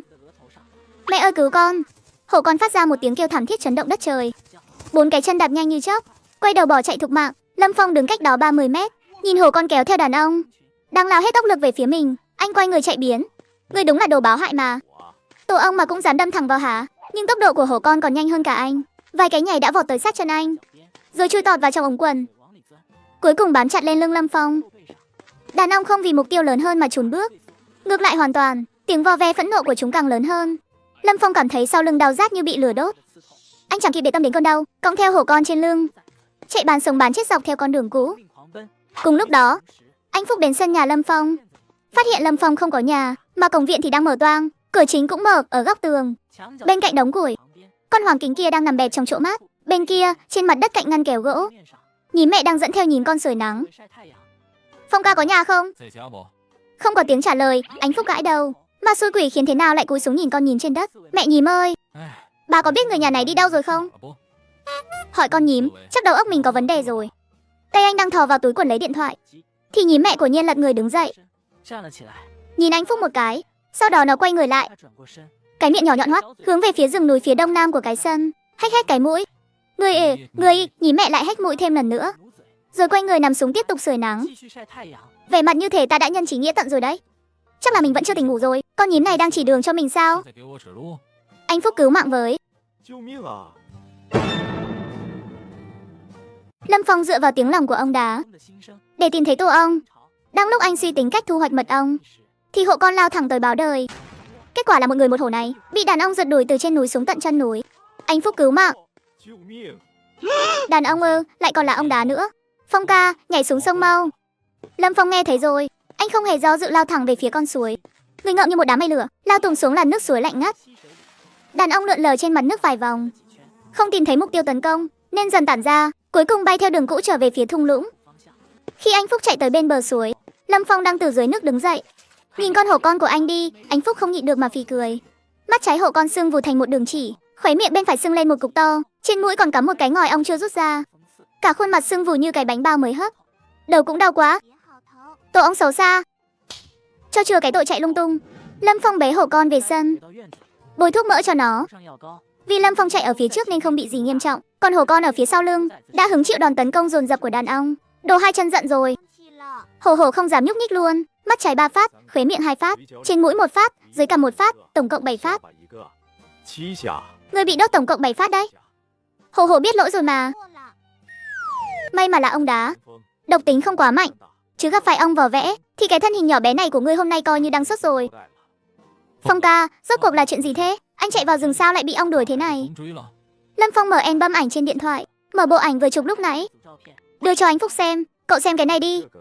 Anh Phúc nhận lấy điện thoại nhìn xuống, lập tức bị những tổ ong vàng rực trên vách đá làm cho mê mẩn. Đây là mật đá sao? Mật đá? Phong ca, anh không lừa tôi chứ? Đây đúng là mật đá xịn rồi. 13 tổ ong treo trên vách đá phía đông thung lũng, cách đất hoang tôi thầu chưa đầy 800 mét đường chim bay. Trời ơi, anh Phong, thứ này tôi nghe ông nội tôi kể rồi. Hồi trước có mấy ông chủ ở nơi khác chuyên tìm đến mua, trả giá 600-700 tệ một cân, mà đó là giá từ 10 mấy năm trước rồi đấy. Ha ha ha, giờ giá thị trường còn cao hơn nhiều. Mật ong đá hoang dã loại đẹp, giá bán lẻ 1.000 tệ một cân còn chưa chắc mua được đâu nhé. Anh Phúc chuẩn bị một chút. Chúng ta chuẩn bị vào núi. Áo chống ong, bình hun khói, dao cắt mật, thùng đựng mật, không được thiếu thứ gì hết. Hả, đi lấy mật sao? Đúng, đi lấy mật. Vừa nói, Lâm Phong vừa chuyển cho anh Phúc 1.000 tệ. Anh Phúc nhận tiền xong, dắt chiếc xe đạp Phượng Hoàng đi luôn. Chưa đầy 3 tiếng đồng hồ sau đã quay lại, không chỉ mang theo trang bị mà còn dẫn theo 2 người nữa. Phong ca, tôi nghĩ chỉ có 2 chúng ta thì không đủ. Lão Căn Thúc hồi trước từng đi lấy mật ong rừng trên vách đá, rất có kinh nghiệm đấy ấy. Lưu Lão Căn gật đầu với Lâm Phong. Ông không nói nhiều nhưng đôi mắt rất tinh tường. Đi thôi, Lâm Phong để hộ con ở nhà. 4 người dọc theo con đường mòn tiến vào núi. Lưu Lão Căn đi phía trước dẫn đường, tay cầm dao dựa vừa chặt dây leo ngáng đường, vừa quan sát địa hình. Anh Phong, làm sao cậu tìm được chỗ này thế? Tôi chạy trong núi này suốt 30 năm mà chưa bao giờ chui vào cái khe này cả. Cũng là do may mắn thôi ạ. Phía trước sắp tới rồi đó. Mọi người nghe vậy không khỏi ráo bước nhanh hơn. Chỉ thêm vài phút đi bộ nữa thôi, thung lũng đã hiện ra trước mắt. Nhìn rõ tình hình phía xa, Lưu Lão Căn bỗng khựng người lại. Trời đất ơi, ông bà tổ tiên ơi, đó là cái gì? Mật đá sao? Đúng là mật đá hoang dã xịn rồi. Lão Căn Thúc, lúc nãy cháu cũng phản ứng y như chú vậy đó. Lưu Lão Căn không cười, ánh mắt ông dò sát qua 13 tổ ong, từng tổ một, môi run run nhẹ. Hồi cha tôi còn sống có kể với tôi rằng sâu trong Thập Vạn Đại Sơn có mật đá. Hồi trẻ ông ấy từng thấy một lần, chỉ có một tổ mà lấy được hơn 3 cân mật, bán đi đủ tiền ăn cho cả nửa năm đấy. 13 tổ ấy, chỗ này phải có bao nhiêu mật đây? Ít nhất cũng phải 50-60 cân. Nhưng hôm nay chúng ta không cắt hết, chỉ lấy lớp mật chín ở bên ngoài thôi. Lớp mật tím và mật phấn ở bên trong không được động vào, để đàn ong còn sinh sôi nảy nở tiếp nữa. Mặc xong đồ bảo hộ chống ong, Lưu Lão Căn đi đầu, anh Phúc bám theo sau. Lưu Tiểu Mạn xách thùng đựng mật đi cuối cùng lên vách đá. Lâm Phong cũng mặc trang bị, nhưng anh ở lại trên mỏm đá bên vách núi, châm lửa hun khói vào tổ ong phun khói. Đàn ong đá bị làn khói làm kinh động, một lượng lớn ong thợ ùa ra, bay lượn quanh vách đá. Lưu Lão Căn với kỹ năng leo núi vững chãi, đang leo lên từ vách đá phía sườn. 10 mấy phút sau, đã tiếp cận được tổ ong đầu tiên. Khá lắm, Lưu Lão Căn hạ dao rất chuẩn. Lớp mật được cắt ra rồi cho vào thùng. Anh Phúc phụ trách tiếp ứng ở phía dưới. 1 miếng, 2 miếng, 3 miếng, 4 tổ ong sau khi bị lấy đi lớp mật bên ngoài. 2 thùng thu mật đã đầy ắp. Phong ca, gần đủ rồi đó. Mấy miếng ở phía trên cao quá, hôm nay không leo lên được đâu. Dù sao lấy được 4 miếng này ít nhất cũng phải 20 cân. Lâm Phong gật đầu, nhưng anh không vội rời đi, mà đứng yên tại chỗ nhắm mắt lại. Hem, Phong ca, đợi chút, anh ấy đang nghe. Giữa vô vàn những âm thanh ồn ào mới sinh, có một tần số yếu ớt nhưng hoàn toàn khác biệt, truyền ra từ sâu trong tổ ong. Nhà hỏng rồi, phải chuyển nhà thôi. Lâm Phong mở mắt ra, ánh mắt khóa chặt chính xác vào phần đáy của tổ ong thứ 3. Ở đó có một khối ong mật nhỏ kết thành hình cầu. Cầu ong đang chậm rãi di chuyển. Ông chúa đang nằm ở chính giữa khối cầu đó. Lão Căn thúc, mượn đường một chút. Lâm Phong nhận lấy con dao. Dao cắt mật, anh bước 3 bước thành 2 leo lên vách đá, đã đến bên cạnh cầu ong. Anh không dùng dao, mà chậm rãi đưa tay về phía khối cầu ong đó. Những con ong thở ở lớp ngoài cảm nhận được thân nhiệt. Vài con leo lên mu bàn tay anh, đuôi hơi vểnh lên, sẵn sàng lao vào cuộc chiến, nhưng không hề trích. Ở đây ấm áp, không động đậy, an toàn. Ngón tay Lâm Phong nhẹ nhàng khép lại. Cầu ong tản ra, một con ong chúa có phần bụng thon dài, màu sắc hơi sáng rơi vào lòng bàn tay anh. Tay kia của Lâm Phong lấy từ bên hông ra chiếc lồng ong bằng trúc đã chuẩn bị sẵn, nhẹ nhàng đưa ong chúa vào trong, đậy tù lời thoáng khí lại. Đây là gì, ong chúa sao? Anh Phúc ghé sát lại, nhìn thoáng qua, con ong có kích thước lớn hơn hẳn trong lồng trúc. Gương mặt đầy vẻ thắc mắc. Phong ca, rốt cuộc anh bắt ong chúa để làm gì? Để dẫn dụ nuôi dưỡng nhân tạo. Đặt ong chúa vào tổ ong mô phỏng đã dựng sẵn. Ong thợ sẽ tự động đi theo để làm mật ong đá. Sau này không cần mạo hiểm mạng sống leo lên vách núi hái nữa. Mật ong đá còn có thể nuôi nhân tạo sao? Người khác thì không chắc, nhưng tôi thì được nhé. Cảm ơn, chỉ với vài tấm gỗ hỏng và bùn vàng mà có thể thu hút được đàn ong đá đến cả chuyên gia cũng bó tay. Chỉ vì người đàn ông này có thể nghe hiểu tiếng động vật. Ông đá muốn một ngôi nhà như thế nào? Nhìn một cái là biết ngay mùi vị quen thuộc. Nhà mới sao? Con người này vậy mà có thể làm ra ngôi nhà ấm áp thế này. Còn tốt hơn cả cái cũ nữa. Lâm Phong nhìn tổ ong đã đầy ắp ong đá, hài lòng gật đầu. Bờ bụi có cách đó không xa, một gã tròn đùng đang thò đầu ra. Ánh mắt khóa chặt vào Lâm Phong ở rìa khu đất hoang. Đây chính là sinh vật 2 chân mà chị Hổ nói sao? Đúng là trông giống hệt cái que trúc vậy. Phải tìm chút gì đó cho anh ta ăn mới được. Phải nuôi cho trắng trẻo mập mạp mới được nha. Quanh đây có gì ngon không? Thơm quá đi. Không một chút do dự, gã này trực tiếp đứng dậy, thân hình tròn xoe với một tốc độ không tưởng, lao thẳng về phía nguồn phát ra mùi thơm. Lúc này Lâm Phong đang mang dụng cụ đi về nhà. Vừa đi vừa nghĩ tối nay nên ăn gì cho ngon. Hay là xào 2 món, hay là lại làm món thịt kho tàu lần trước nhỉ? Không biết thịt ở nhà còn đủ không? Nếu đủ thì lại làm một bữa nữa. Đã có ý tưởng, Lâm Phong rảo bước về nhà. Bắt mới đi được vài bước, có thứ gì đó đang lao về phía anh. Thôi xong rồi. Sắc mặt Lâm Phong biến đổi hẳn, không còn tâm trí đâu mà nghĩ đến thịt ba chỉ nữa, vắt chân lên cổ mà chạy. Lần này tiếng động rất lớn, mấy hộ dân gần đó, từng người một cũng chẳng buồn ăn cơm tối nữa, chạy thẳng về phía sân nhà anh. Đợi đến khi nhóm người anh Phúc tới cổng sân, Lâm Phong đang đứng ngay người tại chỗ, mắt trợn tròn xoe. Phong ca, có chuyện gì vậy? Lâm Phong đang thất thần khẽ lắc đầu, chỉ về phía căn phòng chứa đồ ở phía tây sân. Căn nhà thấp vốn làm bằng nửa gạch nửa gỗ, lúc này đã bị đâm thủng một lỗ lớn, mà ở bên trong phòng chứa đồ lại liên tục truyền ra tiếng sột soạt, tiếng động nhỏ vụn. Chuyện gì thế này? Đây là phòng chứa đồ nhà anh Phong mà. Sao nó lại thành ra thế này? Xem ra là bị cái thứ gì đó đâm sầm vào rồi. Chẳng lẽ mẹ Hổ tới? Không nên chứ. Mọi người bàn tán xôn xao, đều bị cảnh tượng trước mắt làm kinh hãi, đến mức có chút không nói nên lời. Lâm Phong lại chẳng quản nhiều như vậy. Anh bước từng bước, cùng với đám dân làng, cẩn thận đi tới ngay trước lỗ hổng. Chỉ thấy một con gấu trúc đang ngồi xổm giữa đống gạch vụn, mà trong lòng nó chính là hũ nha mật mà Lâm Phong đã đặt ở đó trước kia. Cái vồ gấu béo mập đang từng chút một móc nha mật ra, rồi nhét vào trong miệng. Peter, Phong ca, kia có phải là ghi gấu trúc không? Trời đất ơi, tôi sống hơn 60 năm rồi, đã thấy lợn rừng, thấy gấu đen, thấy cả bào gấm, kết quả là đến cả gấu trúc cũng tới luôn rồi. Lâm Phong không trả lời, ánh mắt dán chặt vào con gấu trúc đang cúi đầu ăn mật kia. Ngon quá đi, mật ngọt lịm, ngon hơn trúc gấp vạn lần. Đợi mình ăn gần đủ rồi, sẽ cho cái sinh vật 2 chân kia ăn một ít. Chị Hổ nói cô không sai, cái gã kia trông cứ như cái que trúc ấy nhỉ. Con gấu trúc này là do mẹ Hổ gọi tới sao? Lần trước xô một bầy hoàng kính đi giao hàng không thành, quay đầu cái là gọi ngay cô bạn thân của mình tới. Đây là cái thao tác gì vậy? Tìm đồng bọn tới để vỗ béo mình à? Gấu trúc đã ăn một bữa no nê, cuối cùng cũng ngẩng đầu lên, 2 cái mắt nhỏ như hạt đậu đen. Đầu tiên là quét một vòng đám dân làng đang vây quanh cửa, sau đó ánh mắt dừng lại trên người Lâm Phong ở chính giữa. Chính là anh ta phải không? Gầy, thật sự là quá gầy luôn. Thôi được rồi, để tình cho anh ta ăn một chút vậy. Gấu trúc đứng dậy, nó cúi đầu nhìn hũ mật trong lòng, do dự mất 0,5 giây, sau đó ôm hũ mật đi lạch bạch ra khỏi lỗ hổng của phòng chứa đồ. Dân làng đồng loạt lùi lại 3 bước. Lâm Phong không nhúc nhích, gấu trúc đi tới trước mặt anh, ngẩng đầu lên nhét hũ mật vào tay anh. Ăn đi, béo lên chút đi. Cảm ơn, không cần đâu. Đúng rồi, nếu không phải chị Hổ dặn dò, thứ ngon thế này tôi mới không cho anh đâu. Anh có biết tôi đã chạy bao xa không hả? Qua 3 ngọn núi lận đó. Vốn dĩ tôi không muốn tới đâu, nhưng lúc chị Hổ nổi giận thì đáng sợ lắm. Là mẹ Hổ bảo cô tới sao? Chị Hổ nói anh đã nuôi con của chị ấy. Chị ấy nợ anh, nên bảo tôi tới giúp chăm no một chút. Nói xong, gấu trúc cúi đầu nhìn hũ mật bị Lâm Phong đầy trả lại. Mắt sáng lên, anh không ăn sao? Cô ăn đi, thật sự không ăn đâu. Không ăn thật thì tôi không khách sáo đâu nhé. Gấu trúc vơ lấy hũ mật ong vào lòng, ngồi phịch xuống đất, lại bắt đầu ăn nhồm nhàm. Phong ca, đây à, đây thật sự là gấu trúc sao? Đúng thế, sao nó lại ở nhà anh? Mẹ Hồ gọi tới đó. Đừng hỏi nữa. Lâm Phong ngẩng đầu nhìn camera rồi mái hiên, leo lên thang mở nắp sau của camera, lấy điện thoại ra bắt đầu kết nối wifi. Phong ca, anh muốn làm gì vậy? Kết nối camera. Bây giờ, ngay lúc này sao? Nếu không thì ngày mai Vương cục trưởng mà thấy thứ này, chắc lại phải uống thuốc trợ tim mất. Lúc này Vương cục trưởng đang tựa lưng vào ghế, tay cầm điện thoại, nghe giọng nói trầm ổn của lãnh đạo ở đầu dây bên kia. Vậy nên, hiện tại phạm vi hoạt động của mẹ Hổ cơ bản đã được xác nhận rồi. Đã xác nhận, lấy chỗ ở của Lâm Phong làm tâm. Bán kính khoảng 15 km. Ban ngày hoạt động trong núi, từ chập tối đến đêm sẽ xuống núi. Phán đoán sơ bộ của Trần giáo sư là Hổ mẹ đã coi sân nhà Lâm Phong như một cái hang tạm thời cho hổ con. Đã lắp camera giám sát chưa? Lâm Phong nói hôm nay sẽ kết nối mạng. Đến lúc đó dữ liệu sẽ được truyền trực tiếp về hệ thống. Vừa dứt lời, góc dưới bên phải màn hình trước mặt Vương cục trưởng hiện lên một hộp thoại thông báo đã kết nối. Lãnh đạo khẽ mỉm cười. Camera vừa mới kết nối xong rồi kìa. Mở ra xem thử đi. Vương cục trưởng nhấp đúp vào biểu tượng, hai màn hình giám sát đồng thời hiện ra. Camera số 1 hướng về chính giữa sân. Trong khung hình, chú hổ trắng con trên tấm đệm ổn nhiệt đang nằm ngủ gật. Trạng thái hiện tại rất ổn định.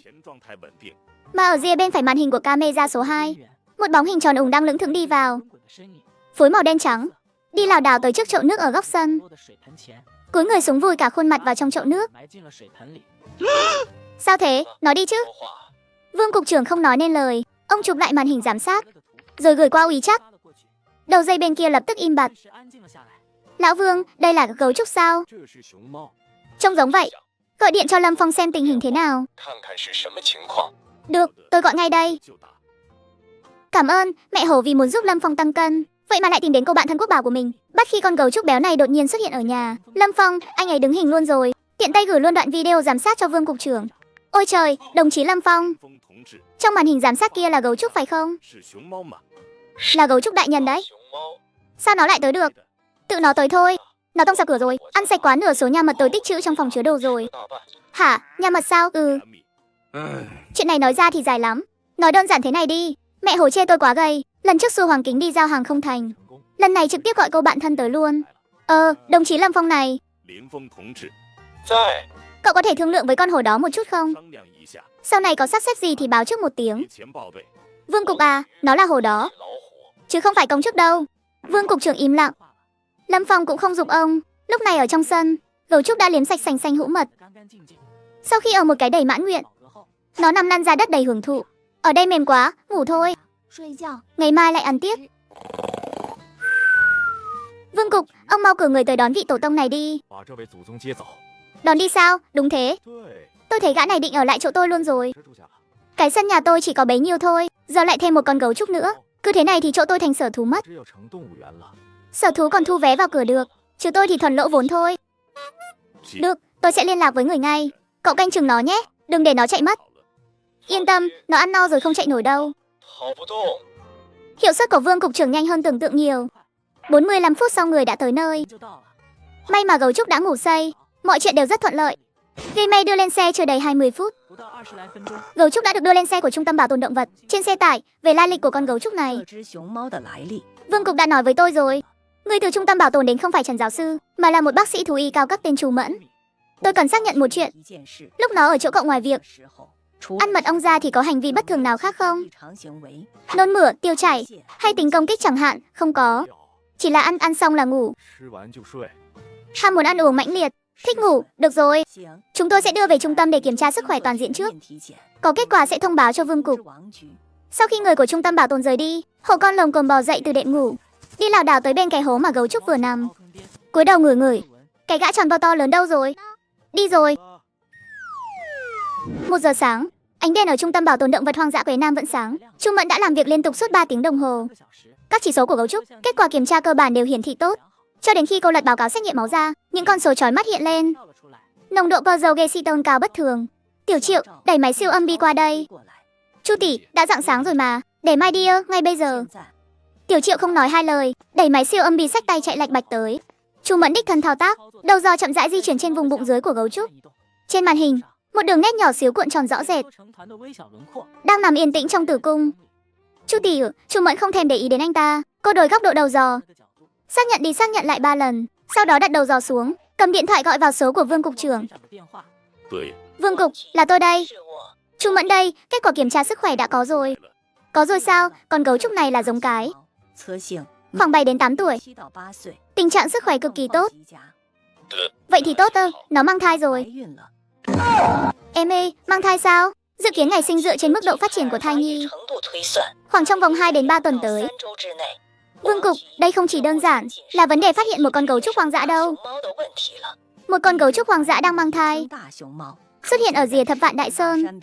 Điều này có nghĩa là khu vực này có thể tồn tại một quần thể gấu trúc hoang dã mà chúng ta hoàn toàn chưa biết tới. Hai đầu điện thoại đồng thời im lặng. Trong đầu Vương cục trưởng toàn là tiếng ong ong. Hồ Hoa Nam, gấu trúc, lại còn đang mang thai nữa. Tất cả đều xuất hiện từ cái sân nhà Lâm Phong.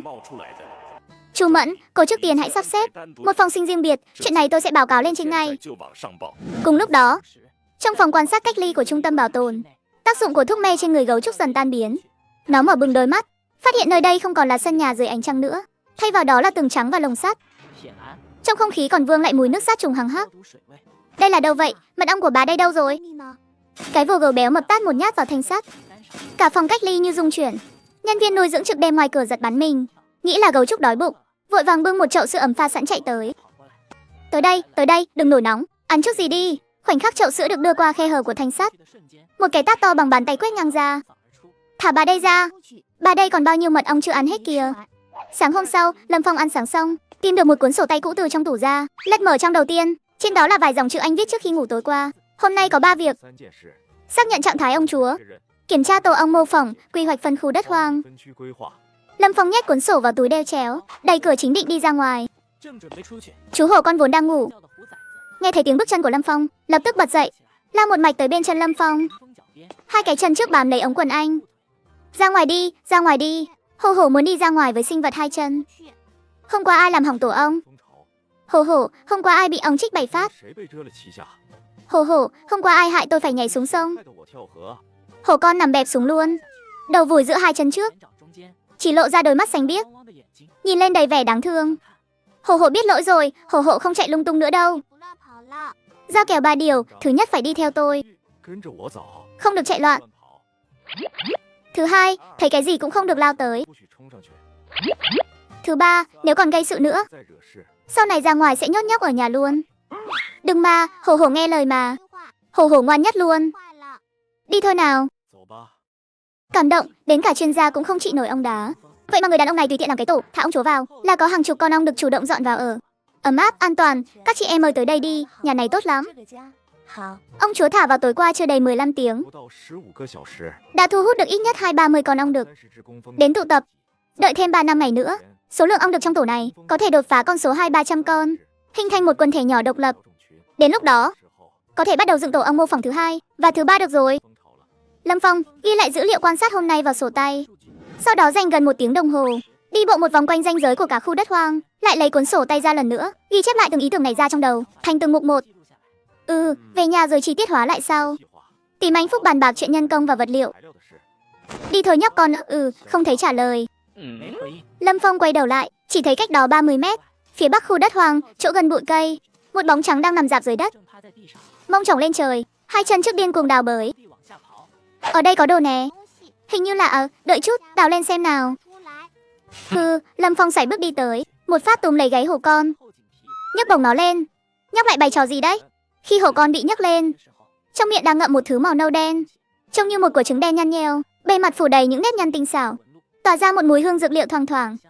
Đừng động đậy. Lâm Phong dùng ngón cái lau sạch lớp bùn đất trên bề mặt, lộ ra những vân thớ bên dưới. Ông linh sâm, một loại dược liệu trung y quý giá. Loại ông linh sâm có phẩm chất bình thường trên thị trường, 1 cân cũng bán được vài trăm tệ. Còn loại hoang dã có kích thước nguyên vẹn, thành phần dược tính đạt chuẩn, thì 1 cân phải hơn ngàn tệ. Lâm Phong cúi đầu, nhìn cái hố mà hổ con vừa đào ra, rồi lại nhìn miếng ông linh sâm trong tay. Miếng này kích thước không lớn lắm, to bằng quả trứng gà. Riêng miếng này ít nhất cũng đáng giá 200-300 tệ. Nhưng vấn đề không nằm ở miếng này, mà vấn đề ở chỗ, trong tổ mối, ông linh sâm không bao giờ chỉ mọc một cái gì nhất. Lâm Phong ngồi xổm xuống, áp tai vào mặt đất. Hổ con nghiêng đầu nhìn anh, vẻ mặt đầy thắc mắc. Sinh vật hai chân đang làm gì vậy? Nằm rạp dưới đất, Lâm Phong không lên tiếng. Anh nhắm mắt lại, thu hẹp phạm vi cảm nhận xuống mức thấp nhất, tập trung vào lớp đất dưới chân. Từ lòng đất truyền lên những tiếng lòng cực kỳ nhỏ bé và dày đặc qua. Tổng cộng là 200 mẫu đất. Trên mặt đất có thể trồng cây ăn quả và rau củ. Trên vách đá có mật ong đá. Dưới lòng đất còn giấu cả ông linh sâm hoang dã. Tay Lâm Phong siết chặt miếng tinh thể màu nâu đen đó. Cái túi không ngậm được vào miệng, bảo bối cuống quýt xoay vòng quanh chân anh. Trả lại cho Hổ Hổ. Cái đó là do Hổ Hổ đào mà. Hổ Hổ ngửi thấy trước mà. Lâm Phong không thèm để ý đến nó. Và ngay lúc đó, điện thoại vang lên. Là số của Vương cục trưởng. Đồng chí Lâm Phong. Vương cục, có chuyện gì vậy? Con gấu trúc tối qua đưa đi ấy. Kết quả kiểm tra sức khỏe đã có rồi. Nó mang thai rồi. Dự kiến ngày sinh trong khoảng 2 đến 3 tuần tới. Còn một chuyện nữa. Nó đang làm loạn ở trung tâm động bảo dữ lắm. Không ăn không uống, cứ lao đầu vào lồng suốt thôi. Bác sĩ thú y Chu Mẫn nói là nếu tình trạng phản ứng căng thẳng này cứ tiếp diễn thì thai nhi sẽ rất nguy hiểm. Nên phía tổ chức muốn thương lượng với cậu một chút. Liệu có thể để nó quay lại chỗ cậu ở tạm không? Vương cục, không được đâu. Chỗ tôi là trang trại mà. Đất hoang còn chưa khai khẩn xong, cây giống còn chưa hạ xuống, đến cả hàng rào còn chưa dựng lên nữa. Ngài định để một con gấu trúc mang thai ở chỗ tôi sao? Tôi biết điều kiện có hơi kém một chút, nhưng nó ở trung tâm. Vương cục, ý tôi không phải là vấn đề điều kiện. Gấu trúc sắp đẻ cần cấp độ chăm sóc thế nào? Ngài còn rõ hơn tôi mà. Dinh dưỡng tiền sản, nhiệt độ độ ẩm phong sinh, hỗ trợ nhân tạo cho gấu con mới chào đời. Mấy thứ này tôi chẳng làm được cái nào hết. Tôi chỉ là một người nông dân, đến cả chứng chỉ thú y còn không có. Vạn nhất có chuyện gì xảy ra, ai gánh vác trách nhiệm này đây? Lỡ như nó sinh non ở chỗ tôi thì sao? Tôi lấy đồ chơi gì để đỡ đẻ đây? Cậu nói cũng có lý. Được rồi, để tôi bàn lại với Chu Mẫn xem sao. Xem có phương án nào khác không. Tại trung tâm bảo tồn động vật hoang dã Quế Nam, trong văn phòng của Chu Mẫn, điện thoại đặt trên bàn, đang mở chế độ loa ngoài. Giọng của Vương cục trưởng truyền ra từ ống nghe, thuật lại nguyên văn lời của Lâm Phong. Cậu ấy nói không sai. Tôi biết là cậu ấy nói đúng. Nhưng tình hình bên này anh cũng thấy rồi đó. Nó không ăn không uống, cứ đâm sầm vào lồng mãi. Cứ tiếp tục thế này ấy, để tôi đi xem thử. Phải xác nhận lại trạng thái hiện giờ của nó đã, rồi mới thảo luận phương án tiếp được. Cúp điện thoại xong, Chu Mẫn cầm lấy bảng ghi chép tuần tra treo trên tường, lật xem nhật ký từ 2 giờ đêm đến 8 giờ sáng của nhân viên nuôi dưỡng trực A, những dòng chữ viết kín mít suốt nửa đêm. Sau đó Chu Mẫn đóng bảng ghi chép lại, rảo bước nhanh về phía khu cách ly. Vừa tới góc rẽ hành lang, một bóng dáng lướt qua bên phải cô. Chu Mẫn bỗng khựng lại. Cô quay đầu qua, nhìn cái bóng đó đang chạy dọc hành lang về phía cửa lớn với tốc độ hoàn toàn không tương xứng với thân hình của nó. Cái bóng lưng tròn vo với hai màu đen trắng. Chu tỷ, mau cản nó lại. Tiểu Triệu từ hướng khu cách ly lao tới như bay. Dáng vẻ trông cực kỳ thê thảm, trên áo thun bên trong toàn là vết bẩn, trên mặt còn hằn lên một vết đỏ. Gấu trúc vượt ngục rồi. Chu Mẫn giật mình quay người đuổi theo hướng cửa chính. Nhưng cuối hành lang đã trống không, chỉ thấy một cái mông vằn đen trắng biến mất nơi bìa rừng trúc phía sau trung tâm. Sao nó ra ngoài được? Cái lồng cái chốt cửa lồng bị nó tát gãy rồi. Chốt đó làm bằng thép không gì mà. Nó tát suốt cả một đêm đó. Lúc tôi vào cho ăn, nó đột nhiên im lặng hẳn. Tôi cứ ngỡ là cuối cùng nó cũng chịu ngoan rồi. Ai ngờ tôi vừa mới mở cửa phòng cách ly, nó tát tôi một phát dính vách tường rồi tự chạy mất tiêu. Mau gọi tất cả những ai có thể đi được vào núi tìm ngay. Nó đang mang thai, không thể chạy quá lâu được. Tin được không, gấu trúc lại vượt ngục khỏi trung tâm bảo tồn. Nó lần theo mùi hương đặc trưng trên người Lâm Phong, vượt qua 2 ngọn núi, chạy thẳng một mạch về sân nhà anh. Lúc này Lâm Phong đang dắt theo hổ con, phát hiện được 14 ổ mối trên vùng đất hoang. Vị trí thì tìm thấy rồi, nhưng ông linh sâm thường nằm ở độ sâu từ 1 đến 2 mét dưới đất. Củ mà hổ con đào được lúc trước chỉ thuộc tầng cực nông thôi. Nếu cứ dựa vào sức người mà đào thì hiệu quả cực thấp, trừ khi có một trợ thủ biết đào hang dưới đất, lại còn ngửi được mùi của ông linh sâm. Nhím. Nhím chính là bậc thầy đào bới bẩm sinh. Nếu có thể nhờ nhím mẹ giúp đỡ, dùng khứu giác trước để định vị trí khái quát của ông linh sâm dưới lòng đất, sau đó mới dùng nhân lực đào chính xác, thì hiệu suất ít nhất cũng tăng gấp 5 lần. Nghĩ đến đây, Lâm Phong đóng sổ tay lại, bỏ hổ con vào túi đeo chéo, rồi đi bộ về nhà. Về nhà ăn cơm thôi. Hổ hổ đói rồi. Làm việc chính trước đã. Lâm Phong đẩy cửa vào nhà, ánh mắt đầu tiên đã phát hiện ra mẹ con nhà nhìn trong ngăn kéo gỗ ở góc tường đã biến mất. Anh đi vài bước vào trong sân, cúi đầu xem xét mặt đất quanh ngăn kéo, chỉ thấy 2 dấu chân, một lớn một nhỏ, cùng hướng về một phía, dọc theo khe hở dưới chân tường viện, kéo dài mãi ra tận bên ngoài. Chẳng lẽ đi rồi sao? Lâm Phong ngó đầu ra theo khe hở chân tường, nhìn ra bên ngoài một chút. Dấu chân in trên bãi cỏ ngoài tường kéo dài vài mét, rồi biến mất trong bụi rậm hướng về phía núi sau. Nhím mẹ gan cũng đâu có lớn, trước giờ toàn ru rú trong sân không chịu ra ngoài, sao hôm nay lại chủ động dắt nhím con vào núi thế nhỉ? Thôi kệ đi, đợi chúng nó về rồi tính.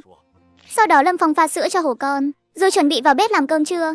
Anh vừa đi đến cửa bếp, đã nghe thấy bên trong phát ra tiếng chốc chét chốc chét. Mẹ con nhím về rồi sao? Lại còn lèn vào bếp ăn vụng nữa chứ? Ha ha, Lâm Phong nhẹ bước chân, đi không tiếng động như một con mèo đến trước cửa bếp. Một tay đặt lên cánh cửa gỗ, thân hình hơi đổ về phía trước. Thu, cái tên chống bếp bị dọa cho run bắn cả người. Hai cái bàn chân trước béo múc vội vàng giơ quá đầu. Đôi mắt nhỏ trong quầng thâm đen láo liên căng tròn, còn cái hũ trong lòng nó thì rơi bịch xuống đất. Đừng bắt tôi là gấu ngoan mà. Gấu ngoan. Ngay sau đó, nó nhìn rõ người đang đứng ở cửa. Không phải là người của trung tâm động bảo đến bắt nó, mà chính là Trúc Can quen thuộc. Tay gấu hạ xuống, cái miệng cũng ngậm lại. Thì ra là Trúc Can à, làm bà đây sợ muốn bay màu luôn rồi. Lần sau đi đừng phát ra tiếng động chút không được hả? Con gấu Trúc ngồi phịch xuống, như không có chuyện gì xảy ra, nó giơ vuốt phải lên gãi gãi sau gáy. Còn lúc này Lâm Phong thì hoàn toàn đờ đẫn cả người. Trong bếp không phải mẹ con nhím, mà là một con gấu Trúc. Lại còn là con gấu Trúc mang thai, ở trung tâm động bảo đó nữa. Rõ ràng mình đã từ chối rồi mà. Vương Cục à, sao nó lại chạy đến chỗ tôi thế này? Mày sao mày đến được đây? Thì đi bộ tới chứ sao, mấy cái tên đó cứ đuổi theo mãi. Bà đây phải vượt qua tận 2 ngọn núi đó nha. Cơ mà mật ong nhà anh ngon thật đấy. Sướng hơn cái loại sữa trong cái lồng rách nát kia gấp vạn lần. Cái con này không lẽ là vượt ngục trốn ra ngoài đấy chứ? Lâm Phong lấy điện thoại ra, gọi trực tiếp vào số của Vương Cục trưởng. Vương Cục, đồng chí Lâm Phong có chuyện gì thế? Chuyện lúc nãy cậu đang suy nghĩ lại à? Không phải chuyện đó, tôi muốn hỏi ngài một việc. Vương Cục, chẳng phải tôi đã từ chối rồi sao? Đúng, cậu từ chối rồi, tôi cũng đồng ý rồi.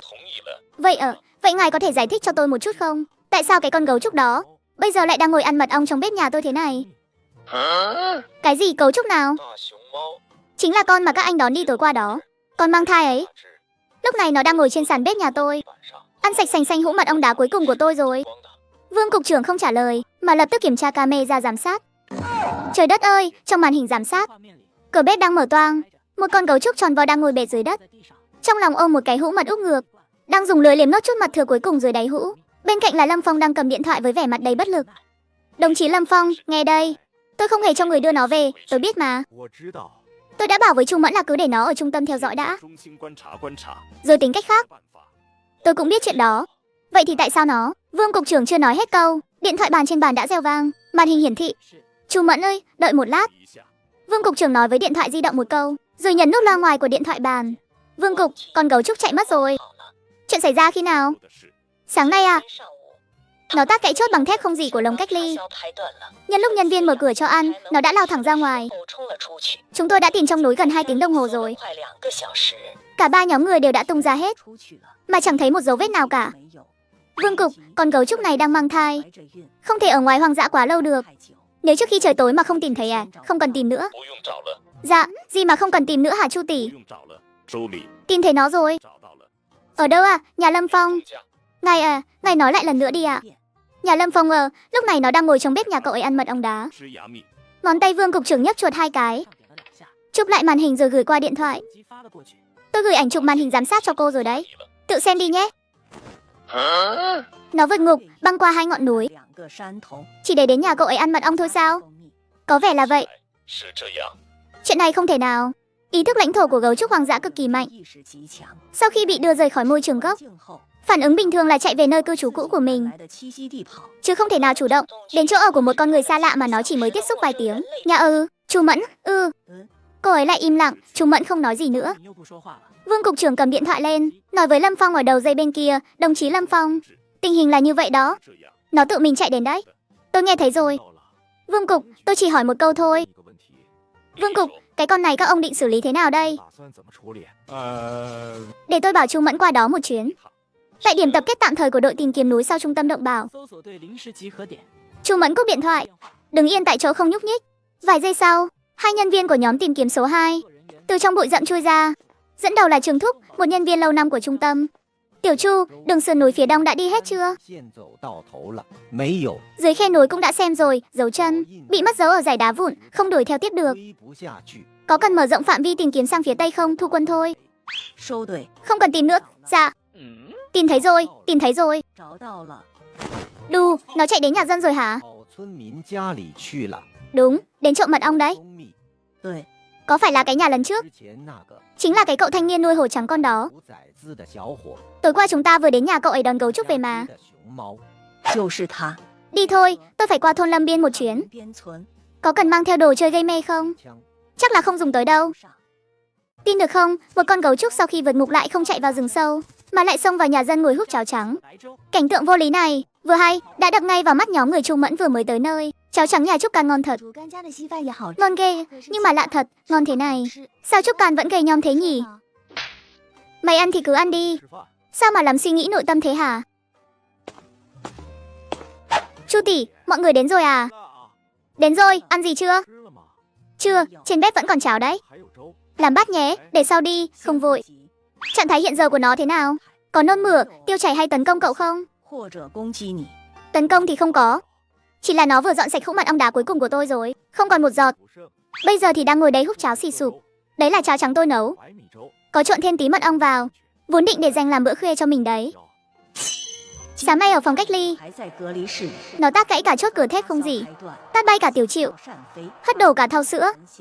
Sao vừa đến sân của một người lạ mà lại vừa húp cháo vừa ở hơi thế này? Cái này sai sai sao ấy? Chu tỷ, đây có đúng là con gấu sáng nay không? Cùng một con á? Không thể nào. Sáng nay nó suýt chút nữa là dỡ luôn cái lồng rồi. Cái tát trên mặt tôi đến giờ vẫn còn thấy thốn đây này. Trương Thúc, chuẩn bị máy siêu âm cầm tay và đo nồng độ oxy trong máu đi. Tranh thủ lúc nó đang yên tĩnh, làm một bài kiểm tra cơ bản. Trương Thúc gật đầu, cầm máy siêu âm cầm tay và thiết bị đo oxy. Từ từ tiến lại gần con gấu trúc, mới đi được 3 bước, đầu gấu trúc bỗng ngẩng phát lên khỏi chậu. Đôi mắt đen láy nhìn chằm chằm vào thiết bị trong tay Trương Thúc.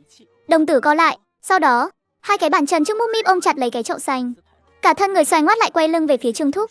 Cái mông tròn vo chĩa thẳng vào mặt Trương Thúc. Đầu thì vùi sâu vào chậu, húp hộc nhanh hơn nữa. Định cướp đồ ăn của bà đây à? Mơ đi nha. Đầu giò siêu âm trên tay Trương Thúc khựng lại giữa không trung. Ông quay đầu lại nhìn Chu Mẫn với vẻ mặt đầy bất lực. Chu Mẫn cũng ngẩn người ra, cô quay sang nhìn Lâm Phong, cậu thử xem. Lâm Phong thở dài một tiếng, đi đến cạnh con gấu trúc rồi ngồi xổm xuống. Gấu trúc vẫn quay lưng lại với mọi người, đầu vùi trong chậu ăn như điên.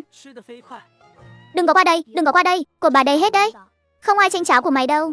Này Trúc Can, kiểm tra một chút thôi. Nhanh lắm, kiểm tra xong sẽ thêm mật ong cho mày nhé. Thêm bao nhiêu? 1 thìa, 3 thìa, 2 thìa là cùng thôi. Gấu trúc nghiêng nghiêng cái đầu, dường như đang cân nhắc. 2 giây sau, nó buông cái chậu sành ra, xoay người lại, nằm phơi bụng chữ đại ra đất. 2 thìa nhé, không được 3 thìa đâu. Đây là đang đàm phán hả?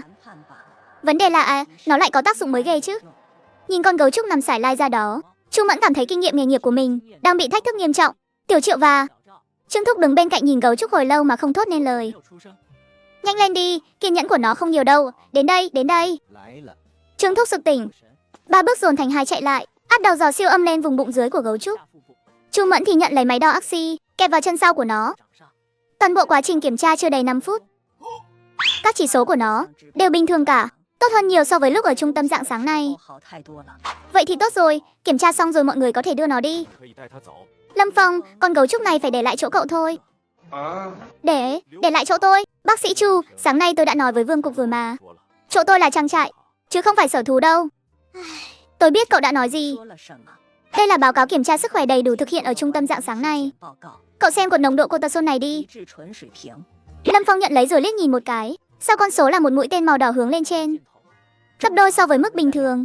Đây là kết quả đo lúc 2 giờ sáng đấy. Nó đã tát vào song sắt lồng suốt cả đêm, không ăn không uống. Nhịp tim 106, còn vừa nãy đo ở sân nhà cậu, nhịp tim là 72. Oxy trong máu 98, cortisol thì tôi không thể kiểm tra tại chỗ được, nhưng dựa trên trạng thái hành vi mà phán đoán thì nó đã rơi về ngưỡng bình thường rồi. Lâm Phong à, nó đang ở giai đoạn cuối thai kỳ. Nếu tôi đưa nó về, nó sẽ lại quậy tiếp. Hôm nay nó tát gãy được chốt thép không gì, thì ngày mai nó có thể húc thủng cả cửa sắt. Đến lúc có chuyện là cả mẹ lẫn con đều bay màu đấy. Lâm Phong cúi đầu nhìn những số liệu trên báo cáo, lại ngẩng đầu nhìn con gấu trúc đang liếm đáy chậu xanh. Ăn no sướng thật đấy. Tên Trúc Can này cũng tốt ghê, mỗi tội gầy quá đi mất. Ngày mai phải bảo anh ta cho mình ăn nhiều thêm chút mới được. Bác sĩ Chu, đạo lý thì tôi hiểu hết, nhưng vấn đề của tôi vẫn là mấy cái đó thôi. Chăm sóc tiền sản, điều kiện phòng sinh, hỗ trợ nhân tạo cho gấu con, tôi không làm được đâu. Trung tâm động bảo sẽ cử người ở lại đây trực. Tiểu Triệu là nghiên cứu sinh tôi đang dẫn dắt, chuyên ngành thú y, từng theo sát toàn bộ quá trình sinh nở của 3 ca gấu trúc nuôi nhốt. Cậu ấy sẽ ở lại chỗ cậu, chịu trách nhiệm giám sát hàng ngày và chuẩn bị tiền sản. Chuyện phòng sinh tôi sẽ về bàn bạc điều phối với Vương Cục. Còn về tổn thất của cậu hay việc xây dựng trang trại, lúc nãy ở trên xe tôi đã xin chỉ thị của Vương Cục trưởng rồi. Cục Lâm nghiệp sẽ phê duyệt thêm cho cậu một khoản kinh phí đặc biệt, dùng để gia cố tường bao và cải tạo cơ sở hạ tầng. Phương án bồi thường cụ thể. Hôm nay về tôi sẽ làm báo cáo ngay. Chu tỷ, đây không phải vấn đề tiền nong. Lâm Phong, hay là thế này đi. Để chính nó tự chọn. Nếu nó tự nguyện đi về với chúng tôi, thì chúng tôi sẽ đưa đi. Còn nếu nó không muốn. Chưa nói dứt lời, Gấu Trúc không biết từ lúc nào đã đi đến bên cạnh Lâm Phong. Hai cái bàn chân trước múc mít, ôm chầm lấy cái chân của Lâm Phong. Trúc Can, đừng có đuổi bà đây đi mà. Chỗ đó lạnh lắm. Đâu đâu cũng toàn là xăng sắt thôi, mùi thì khó ngửi chết đi được. Hồ tỷ bảo anh là người tốt, bà đây tin Hồ tỷ. Thôi được rồi, ở lại đi. Thấy Lâm Phong đã đồng ý, Chu Mẫn nháy mắt ra hiệu với Tiểu Triệu. Tiểu Triệu lập tức hiểu ý, quẳng túi đựng thiết bị lên vai, đứng ngay cạnh Lâm Phong. Vậy quyết định thế nhé. Tiểu Triệu, tối nay cậu ở lại đây. Có bất kỳ tình huống nào cứ gọi điện cho tôi bất cứ lúc nào. Gió à, Trương Thúc. Đi thôi, về làm báo cáo nào. Trương Thúc gật đầu, xách cái thùng thiết bị đã trống không lên, đi theo Chu Mẫn ra phía cổng sân. Trời đã bắt đầu tối dần. Lâm Phong dọn dẹp căn phòng trống bên cạnh cho Tiểu Triệu. Điều kiện hơi kém, cậu chịu khó ngủ tạm một đêm nhé. Mai tôi lên trấn mua cho cậu cái giường xếp. Thế này là đủ rồi ạ. Hồi ở trung tâm tôi từng đi cứu hộ dã ngoại suốt mà. Ngủ lều cũng có, ngủ trong xe cũng có. Lần bá đạo nhất là ngồi xổm trên cây suốt cả đêm luôn. Thế này là sướng hơn mấy cái đó nhiều rồi. Dọn dẹp xong, Tiểu Triệu đứng bên cửa sổ nhìn ra sân một cái. Dưới ánh trăng, Gấu Trúc đã ăn no nê, đang nằm hình chữ đại, phơi mình trên đống rơm khô nơi góc sân. Bốn cái chân ngắn tũng chĩa lên trời, cái bụng phập phồng theo nhịp thở. Lâm ca, tôi cứ thấy như nằm mơ ấy. Tại sao con Gấu Trúc này cứ nhất quyết phải bám lấy anh thế nhỉ? Lâm Phong tựa người vào khung cửa, vừa định trả lời thì hai cái bóng nhỏ xíu nối đuôi nhau chui vào từ khe cửa. Nhím mẹ đi trước, nhím con theo sau. Cả hai đứa đang ngậm trong miệng một vật gì đó. Người đàn ông chỉ cho hai mẹ con nhím một củ khoai lang để báo ơn. Nhím mẹ đã dẫn con cái lên núi tìm kho báu, không ngờ chúng lại tha về hai khối cầu đầu kim. Hai đứa rốt cuộc cũng chịu về rồi à? Về rồi đây. Nhím mẹ đi đến bên chân Lâm Phong, trực tiếp nhả cái vật nhỏ trong miệng xuống đất. Nhím con cũng học theo, buông miệng ra, vật nhỏ lăn 2 vòng rồi dừng lại cạnh khối của nhím mẹ. Sau đó cả hai con nhím đồng loạt ngẩng đầu lên, đôi mắt bé như hạt đỗ nhìn chằm chằm Lâm Phong. Xem nè, đồ tốt đấy nhé, tụi tôi đã tìm lâu lắm mới thấy đó. Lâm ca, hai cái đứa này là sao vậy? Hàng xóm thôi, trước tôi cứu chúng nó rồi làm cho cái tổ. Thế là chúng nó cứ bám trụ ở đây không đi nữa. Nhím nuôi trong sân ơi, không hẳn là nuôi, chỉ là sống ở đây thôi. Tổ của chúng nó ở đằng kia kìa. Ánh mắt của Tiểu Triệu đảo qua đảo lại giữa mẹ con nhím và cái ngăn kéo gỗ. Vẻ mặt trông có hơi phức tạp. Nên là trong sân nhà anh bây giờ có hổ trắng con, Gấu Trúc, hai con nhím và cả một con hoàng kính nữa à? Trong bóng tối, con hoàng kính đó đang lặng lẽ nằm đó nhai lại. Tiểu Triệu há hốc mồm, không thốt nên lời. À đúng rồi, cậu biết cái tên hổ con kia từ đâu đến không? Trần giáo sư nói là do hổ mẹ đưa tới ạ. Đúng được một nửa thôi. Thật ra là do hai con nhím này đưa tới đấy. Đợi đã, hổ con là do nhím đưa tới sao? Chẳng phải sao? Không phải tôi đã làm tổ cho hai cái đứa này sao? Chúng nó thấy xong thì sướng rơn cả người, cứ thế hộc hộc chạy vào núi, bảo là muốn dành cho tôi một điều bất ngờ đấy. Hổ con chính là điều bất ngờ mà hai đứa nó mang lại. Sớm biết hai cái đứa này sẽ dắt hổ về nhà thì tôi đã chẳng thèm lót đống rơm này cho chúng nó. Giờ thì hay rồi, hổ tới rồi, Gấu Trúc cũng tới luôn. Trang trại của tôi còn chưa kịp khai trương mà sắp biến thành trạm cứu hộ động vật hoang dã rồi. Thế bây giờ bọn chúng đang làm gì? Ân Nhân nhìn xem này, lấp lánh đẹp lắm nha. Ân Nhân nhìn chút đi mà. Được rồi, thấy rồi. Lâm Phong khẽ cười một tiếng, đưa tay nhặt lấy hai thứ dưới đất lên. Cảm giác đầu tiên khi cầm vào là chúng có màu vàng kim, hình dạng hạt không đồng đều, bề mặt còn bám đầy bùn đất và cát mịn, kích thước to cỡ móng tay. Cảm ơn hai mẹ con đã tặng đá nhé. Lâm Phong lật qua lật lại, định bụng khen vài câu để dỗ cho hai mẹ con nhà nhím vui vẻ, để sau này còn nhờ chúng tìm ông Linh Sâm. Nhưng lời vừa định thốt ra thì anh khựng lại. Không đúng, trọng lượng của thứ này không đúng. Hai hạt cộng lại chỉ to bằng đầu ngón tay cái, nhưng cảm giác nặng trĩu trong lòng bàn tay, nặng hơn mấy lần so với loại đá có cùng thể tích. Lâm Phong dùng ngón cái miết sạch lớp cát trên bề mặt. Bên dưới lớp vỏ, thứ lộ ra không phải là chất liệu thô ráp của đá, mà là ánh kim loại. Anh Lâm, có chuyện gì vậy? Cậu nhìn cái này xem. Lâm Phong đưa hai hạt đó qua. Khoảnh khắc vừa cầm vào, cổ tay Tiểu Triệu hơi run lên một chút. Sao lại nặng thế này? Tiểu Triệu bật đèn pin lên, chiếu luồng sáng mạnh trực tiếp lên bề mặt hạt nhỏ. Dưới ánh đèn, vân của hạt vàng hiện lên rõ mồn một. Sau đó, cậu dùng móng tay rạch nhẹ một đường lên bề mặt, để lại một vết xước mờ. Anh Lâm, đây không phải là đá đâu. Gì cơ, đây là vàng à? Vãi chưởng, là vàng thật kìa. Nói một cách chuyên môn thì đây là vàng tự nhiên, hay còn gọi là cầu đầu kim. Em từng học qua môn địa chất tự chọn ở đại học rồi, chắc chắn không sai được đâu. Hai hạt này cộng lại chắc khoảng hơn 10 gram. Tính theo giá vàng hiện nay, chỉ riêng nguyên liệu thôi cũng đáng giá mấy nghìn tệ rồi. Nhưng nếu là cầu đầu kim tự nhiên thì giá trị sưu tầm còn cao hơn nữa, có khi gấp mấy lần luôn đấy. Lâm Phong không đáp lời, Anh cúi xuống nhìn hai mẹ con nhà nhìn dưới chân. Hai nhóc thì đang ngồi xổm trên đất, ngẩng cao đầu, vẻ mặt đầy vẻ đắc ý. Tìm được ở đâu trong núi thế? Ở cái lạch nước sau núi ấy. Tôi với con nhỏ tìm mãi mới thấy đấy. Mẹ giỏi quá đi. Mũi của mẹ là thính nhất luôn. Trong lạch nước đó chắc là vẫn còn đấy. Nếu không phải vì trời tối thì bọn tôi đã tìm thêm mấy hạt nữa mang về rồi. 200 mẫu đất hoang. Trên mặt đất thì trồng được cây ăn cuộc, rau củ. Trên vách đá thì có mật ong đá. Dưới lòng đất thì giấu ông linh sâm. Dưới lạch nước lại còn có cả vàng. Đây đâu phải là khu đất hoang gì đâu. Đây hoàn toàn là một cái hố tụ bảo tự nhiên mà. Anh Lâm, chỗ vàng này tính sao giờ? Ha ha ha, tính sao á? Hai đứa nhỏ này nói là trong núi vẫn còn. Mai dậy thì đi đào thôi chứ sao? Trong núi vẫn còn hả? Tiểu Triệu, đừng có đờ người ra đấy nữa. Đi, vào bếp thôi. Vào bếp làm gì? Tất nhiên là làm đồ ăn cho nhím rồi. Hai đứa này vừa mang cầu đầu kim về đấy nhé. Thưởng, nhất định phải. Thưởng. Để thưởng cho hai mẹ con nhím, Lâm Phong lôi ngay món thịt lợn các bếp thượng hạng mà dân làng tặng ra, hầm trong nồi lớn hơn nửa tiếng đồng hồ. Sau khi múc ra thì bưng tới trước mặt chúng, ăn thịt đi. Thơm quá, thơm hơn mấy con sâu bọ gấp vạn lần luôn. Này anh Lâm, nhìn màu miếng thịt này chắc không rẻ đâu nhỉ? Không rẻ chút nào. Quan trọng nhất là có tiền cũng không mua nổi đâu. Thế mà anh cứ thế cho nhím ăn luôn à? Hi hi, bọn nó vừa mang vàng về cho tôi đấy thôi. Tiểu Triệu, hay là cậu cũng ăn một ít đi. Thôi, em không ăn đâu người này ngốc thật đấy. Ân nhân cho thịt lạp mà còn không thèm lấy. Đúng thế, ngốc thật. Thịt ngon thế này mà lại không muốn ăn. Ngon quá đi. Kệ cậu ta, bọn mình cứ ăn tiếp đi. Mẹ ơi, mai bọn mình lại vào núi tiếp nhé. Lại tìm đá cho ân nhân nha. Bữa thịt lạp này của Nhiên là không uổng công. Ngày mai lại có vàng rồi. Tỷ lệ lợi nhuận này chắc chắn vượt quá 10.000% luôn. Quá hời. Sau khi ăn xong thịt lạp, hai mẹ con nhím liền quay trở về cái ô nhỏ của mình. Lâm Phong bưng chỗ thịt còn lại vào bếp, đậy kỹ rồi bế hổ con định về phòng đi ngủ. Tiểu Triệu, cậu đang làm gì đấy? Anh Lâm, em đang làm mồi cho mẹ con gấu trúc đây. Được rồi, cậu cứ làm đi. Tôi về phòng trước đây. Các bạn hãy nhìn kỹ người đàn ông này. Anh ta đang dựng ổ cho gấu trúc hoang dã ở ngoài sân, mà không biết rằng vận hạn đã lặng lẽ kéo đến. Trong bóng tối ngoài cổng viện, một con hổ trắng hoang dã trưởng thành đang chậm rãi bước ra.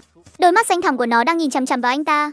Ngay khoảnh khắc anh ta cúi xuống nhặt dụng cụ, ngẩng đầu lên thì vừa vặn chạm phải ánh mắt của con hổ, khiến anh ta chết lặng tại chỗ. Mẹ ơi. Lâm ơi, anh Lâm ơi, tình hình ngoài cổng thì Lâm Phong không hề hay biết. Anh chỉ biết là trong phòng mình vừa có một vị khách ghé thăm. Bên cạnh tấm ga giường mềm mại, một cái chân ngắn tụn đang cố gắng leo lên trên. Không ơi, không tới, sao cái giường này cao thế không biết. Cái gã trúc can kia cũng chẳng chịu lại giúp mình một tay nữa. Mày xuống ngay cho tao. Không xuống, kiên quyết không xuống. Rõ ràng có cái giường mềm thế này, chân ấm thế này mà lại không cho lão nương ngủ. Trúc An, ngươi thật là xấu xa, lại dám bắt lão nương ngủ ở cái ổ như thế. Vừa lẩm bẩm nói xấu Lâm Phong, mẹ gấu trúc vừa ra sức bầu víu, dồn hết sức bình sinh. Cuối cùng cái gã này cũng leo được lên giường. Hi hi, mẹ của Bảo Bảo thật là lợi hại. Gấu trúc mẹ nở một nụ cười, sau đó dùng một vô tóm lấy cái chăn, đắp thẳng lên người mình. Thậm chí nó còn kéo cái gối của Lâm Phong kê dưới cổ của mình. Cái gối này mềm thật đấy, chăn cũng thơm nữa. Chỗ này thoải mái hơn đống rơm ngoài kia nhiều. Tối nay mẹ con ta sẽ ngủ ở đây. Gấu trúc nheo mắt nhìn Lâm Phong đang đứng cạnh giường, xoay người một cái, chia cái mông to đùng về phía anh. Cái đồ trúc can gầy nhom. Lão nương chuẩn bị đi ngủ đây. Xuống mau, đây là giường của tao. Mày là gấu trúc hoang dã đấy. Mày có biết thế nào là gấu trúc hoang dã không hả? Ai bảo gấu trúc hoang dã thì không được ngủ giường chứ? Mặc kệ, ta không quan tâm. Lâm Phong cũng chẳng buồn nói lý lẽ nữa, tung lấy cái chăn định dùng biện pháp mạnh. Nhưng gấu trúc mẹ lại dùng đôi mắt đen láy long lanh nước nhìn anh, rồi nhẹ nhàng xoa xoa cái bụng tròn vo của mình. Trúc Can à, Bảo Bảo nói là nó muốn ngủ ở đây mà. Bảo Bảo muốn ngủ ở đây à? Đây chẳng phải là đang bắt chẹt đạo đức một cách trắng trợn sao? Lâm Phong còn đang định nói gì đó thì cửa phòng đột nhiên bị tông mở. Tiểu Triệu vừa lăn vừa bò chạy vào trong. Anh Lâm ơi, ngoài vừa định nói gì đó thì cậu em đột nhiên ngẩn người ra. Cậu ta thấy con gấu trúc trên giường đang đắp chăn, lại còn đang gối đầu lên gối nữa. Sao nó lại nằm trên giường của anh thế kia? Tôi cũng đang muốn biết tại sao cái gã này lại ở đây. Nãy tôi thấy cậu đang dựng ổ cho nó mà.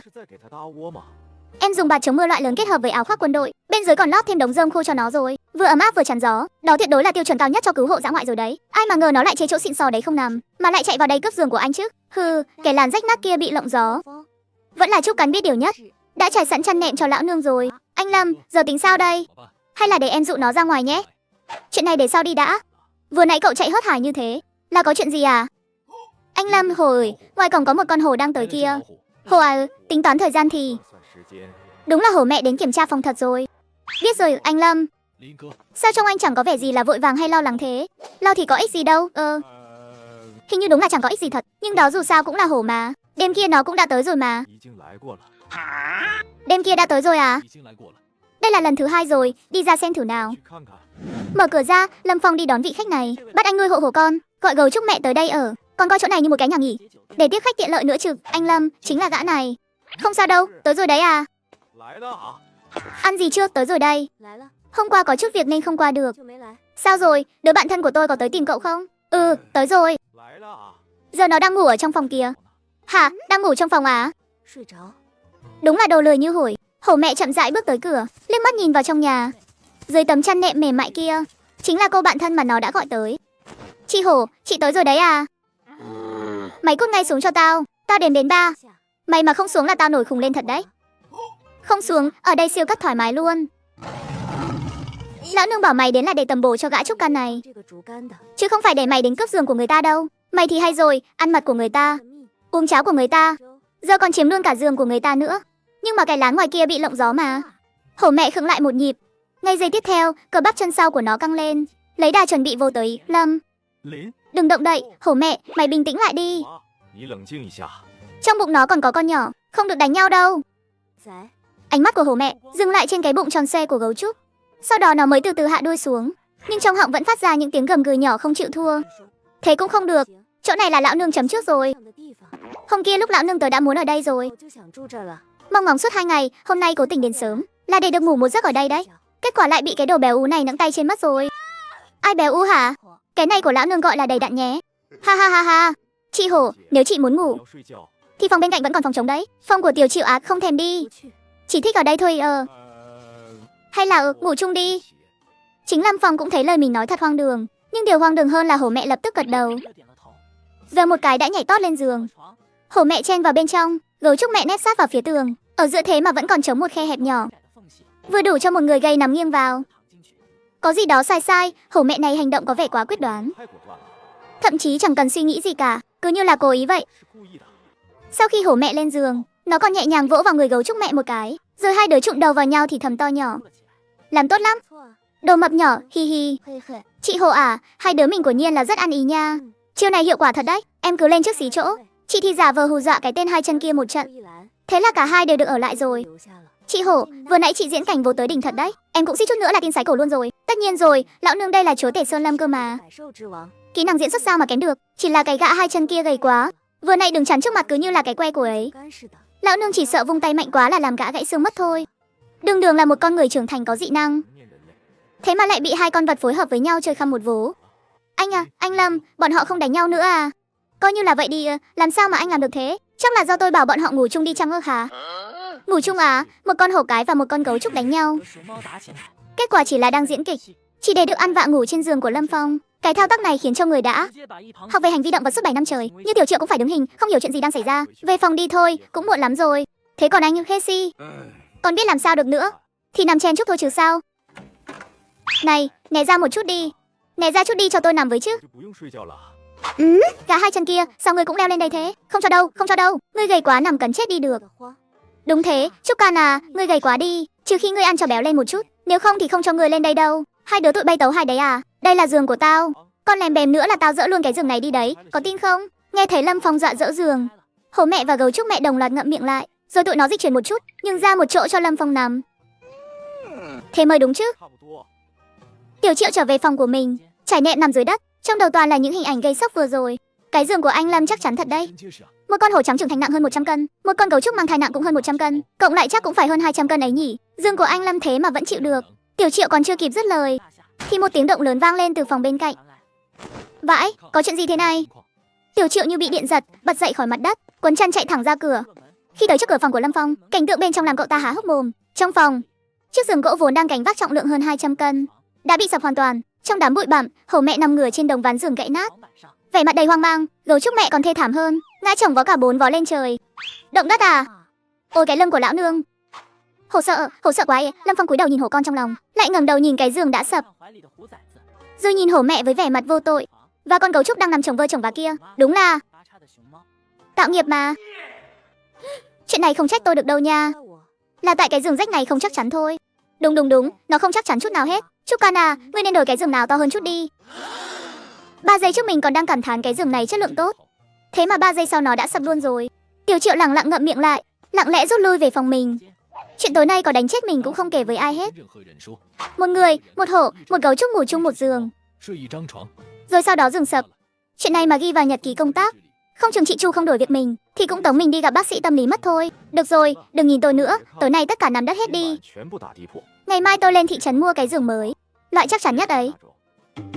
Sáng sớm ngày hôm sau, Lâm Phong pha cháo mật ong cho gấu trúc trước, pha sữa cho hổ con, tiện tay cho mấy đứa nhỏ khác trong viện ăn luôn. Lúc này anh mới kịp hút vài miếng cháo. Đúng lúc này Tiểu Triệu từ trong phòng đi ra, chào buổi sáng anh Lâm.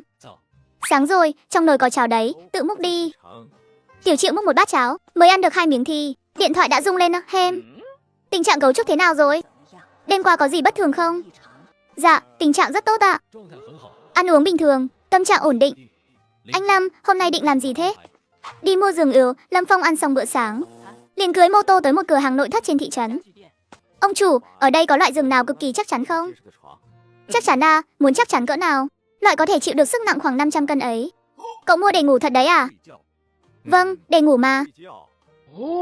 Ông chủ cũng không hỏi nhiều, đứng dậy đi thẳng vào trong kho.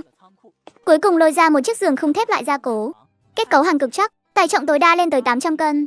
Cái này được này, ống thép dày cộp thế này thì xe tăng đè lên cũng chẳng hề hấn gì. Có vẻ ông chủ hiểu lầm gì đó rồi. Hay là giải thích một chút là nhà mình không có xe tăng, mà chỉ có hổ mẹ với gấu trúc mẹ thôi nhỉ? Mà nói ra thì ai tin cơ chứ? Lấy cho tôi cái này đi. Đúng rồi, lấy thêm một cái giường bình thường nữa nhé. Chọn giường xong, trả tiền rồi nhờ ông chủ vận chuyển tới tận nhà giúp. Sau đó Lâm Phong lại đi mua thêm một ít nhu yếu phẩm khác. Đợi đến khi về tới nhà, giường cũng đã được lắp xong xuôi. Tiểu Triệu, tôi vào giường một chuyến đây. Gấu trúc mẹ giao cho cậu đấy nhé, đừng để nó chạy mất. Anh Lâm cứ yên tâm đi ạ. Chăm sóc gấu trúc là sở trường của em mà. Vậy tôi đi trước đây. Chào Tiểu Triệu xong, Lâm Phong chuẩn bị dắt hai mẹ con nhà nhìn xuất phát. Thấy Lâm Phong sắp đi, gấu trúc mẹ vốn đang nằm sưởi nắng lập tức chạy ngay tới. Trúc Can, ngươi định đi ra ngoài à? Cho lão nương đi cùng với, để lão nương còn sưởi ấm chăn đệm cho ngươi nữa chứ. Biến đi. Gấu trúc mẹ bĩu môi, lại quay về đống cỏ khô của mình, đổi tư thế khác tiếp tục sưởi nắng. Lâm Phong cũng chẳng buồn quan tâm đến nó, bế hộ con nhét vào trong lòng ngực. Lúc này mẹ con nhà nhím đã đợi sẵn ở cổng viện rồi. Ân nhân đi thôi nào. Hôm nay phải tìm thêm mấy hạt to nữa mới được. Mẹ cố lên nha. Bảo Bảo cũng cố lên nữa. Một người, một hổ con và 2 con nhím bước ra khỏi cổng viện, men theo con đường nhỏ sau núi đi sâu vào rừng. Đi được khoảng hơn 40 phút thì tới bên cạnh một lạch nước rất nông. Chính là chỗ này này. Hôm qua tôi tìm thấy ở ngay dưới tảng đá lớn kia đấy. Lâm Phong đặt hổ con xuống, ngồi xổm bên lạch nước quan sát một hồi. Sau đó cởi ủng ra, lội xuống lạch nước tìm kiếm suốt gần 2 tiếng đồng hồ. Mặt trời trên cao đã sắp lên tới đỉnh đầu rồi, mà vẫn chưa thu hoạch được gì cả. Hai mẹ con nhà nhím cũng ủ rũ bò từ dưới nước lên. Hết rồi à? Rõ ràng hôm qua vẫn còn mà. Hu, Bảo Bảo vô dụng quá. Được rồi, đừng có nản chí, về nhà trước đã. Hổ con, đi thôi. Lâm Phong quay đầu lại, bờ sông trống trơn, chẳng thấy bóng dáng ai. Hổ con biến mất rồi. Anh nhìn ngó xung quanh, bụi rậm hai bên lạch nước im phăng phắc, chẳng có chút động tĩnh nào cả. Ân nhân, nhóc tỉ kia đi về hướng đó rồi. Nhím mẹ áp mũi sát đất, men theo mùi hương đuổi theo. Lâm Phong theo sát phía sau, xuyên qua một lùm cây bụi thấp, phát hiện thấy hổ con đang ngồi xổm bên cạnh một thân cây khô, đầu nó hơi cúi xuống, đuôi áp sát mặt đất. Mà ở cách đó không xa, một con hổ trắng trưởng thành đang nằm nghiêng. Là hổ mẹ ạ. Vừa định tiến tới chào hỏi thì Lâm Phong liền khựng lại. Trên chân trước bên trái của hổ mẹ có 3 vết thương bị rách rất sâu. Ai làm thế này? Là sói à? Đêm qua mày vẫn còn khỏe mạnh cơ mà. Hôm qua tất nhiên là chưa bị thương rồi. Vết thương này là do bị lũ sói kia táp phải vào sáng nay đấy. Cái tên nhà ngươi gầy nhom thế kia mà cũng chẳng biết đường ăn uống gì cả, nên tôi mới định bắt một con lợn rừng đã hẹo về cho ngươi. Đêm kia tôi đã chạn trán với lũ sói đó rồi, nhưng lúc đó không bị thương. Kết quả hôm nay lại đụng phải bọn chúng lần nữa. Lũ sói đó có vẻ khá thông minh. Lão nương đuổi theo một con thì những con khác liền bỏ chạy. Bắt lợn rừng á? Một mình hổ mẹ dám đơn thương độc mã đại chiến với bầy sói để cướp lợn rừng, cứ ngỡ là thắng chắc rồi. Chẳng ngờ bầy sói lại dùng chiêu trò hèn hạ. Trước thời cơ lúc nó đang đuổi theo đồng bọn, chúng liền ùa tới bao vây tấn công. Cuối cùng hổ mẹ đã bị thương, mà lợn rừng cũng chẳng cướp được. Mày bảo là đêm kia mày đi bắt lợn rừng cho tao á? Ừ, thì cái thân hình của ngươi đấy, gió thổi một cái là đổ, nên tao mới đi kiếm đồ ăn về cho ngươi. Ngược lại ngươi còn được ta nuôi béo lên đấy thôi. Lão nương nhìn không nổi nữa, định bắt con lợn rừng về cho ngươi tầm bổ. Ai ngờ lại đụng phải lũ sói đáng chết kia. Nhưng không sao, lão nương vẫn đánh thắng mà. Đúng là đánh thắng thật. Nhưng cái giá phải trả là 3 vết rách trên chân trước bên trái kia kìa. Lâm Phong không nói gì nữa, quay người lại phía bụi rậm xung quanh, tìm kiếm và bới một ít đất. Ngay khi anh chuẩn bị quay lại xử lý vết thương cho hổ mẹ, Lâm Phong bỗng khựng lại, quá yên tĩnh. Lúc nãy trong khu rừng này vẫn còn tiếng chim hót sâu kêu, bây giờ lại chẳng có một chút âm thanh nào. Lâm Phong quay đầu lại, phát hiện trên sườn đá vụn đối diện bờ mương, trong kẽ hở của lùm cây, nhiều bóng dáng màu nâu xám đang cúi thấp người, từ các hướng đang chậm rãi áp sát về phía bờ mương. Mẹ nó, là sói. Ít nhất là 7 con. Lâm Phong lùi lại bên cạnh hổ mẹ. Hổ mẹ lúc này đã đứng dậy. Thân hình dài 3 mét căng ra như một cánh cung. Đồng tử co lại thành một đường thẳng, sâu trong cổ họng phát ra tiếng gầm gừ trầm đục. Đàn sói nghe thấy thì khựng lại một nhịp, ngay sau đó lại tiếp tục ép tới phía trước. Hổ mẹ, bây giờ cô có thể hạ gục mấy con? Hổ mẹ không trả lời.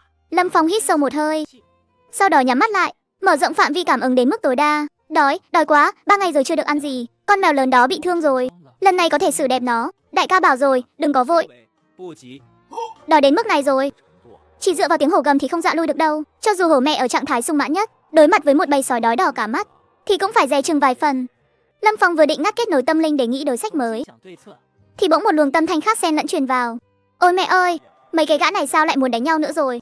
Lần trước đánh con mèo lớn đó, 3 anh em đã bị thương rồi, lần này lại tới nữa. Hay là rút đi, về đào mấy con chuột ăn tạm cho xong chuyện. Chắc chắn là bọn nó không nghe đâu. Đúng là một lũ ngốc nghếch. Làm đại ca mệt mỏi quá đi, chẳng thà như trước đây ở trong làng đi bới thùng rác còn hơn. Hả, bới thùng rác? Đây là tiếng lòng của sói sao? Lâm Phong có chút ngẩn người, nhìn theo hướng phát ra tâm thanh đó. Ở phía cuối cùng của đàn sói, có một bóng dáng màu xám đứng đó, kích thước hơi lớn hơn những con sói khác một chút. Những con sói khác đứng tư thế thấp, đuôi hạ thấp, tai ép sát, tư thế săn mồi tiêu chuẩn của bầy sói. Còn con sói đầu đàn này thì đuôi cuộn lại, tai dựng đứng lên, thậm chí còn nghiêng đầu một cái. Màu lông của con sói đầu đàn này rất giống với lũ sói xám xung quanh, kích thước cũng tương đương. Nhìn thoáng qua thì đúng là có thể trà trộn được, nhưng cái mặt đó thì không lừa được ai. 3 chòm lửa, mắt màu xanh lam, toát ra một luồng khí chất ta đây là kẻ ngốc, ta tự hào. Cái khí chất này, trên thế giới này chỉ có thể là Hasiki thôi. Nhưng vấn đề là con ngáo này lại trà trộn vào đàn sói, còn trở thành sói đầu đàn nữa chứ. Ôi trời. Có cách rồi, hổ mẹ đừng cử động.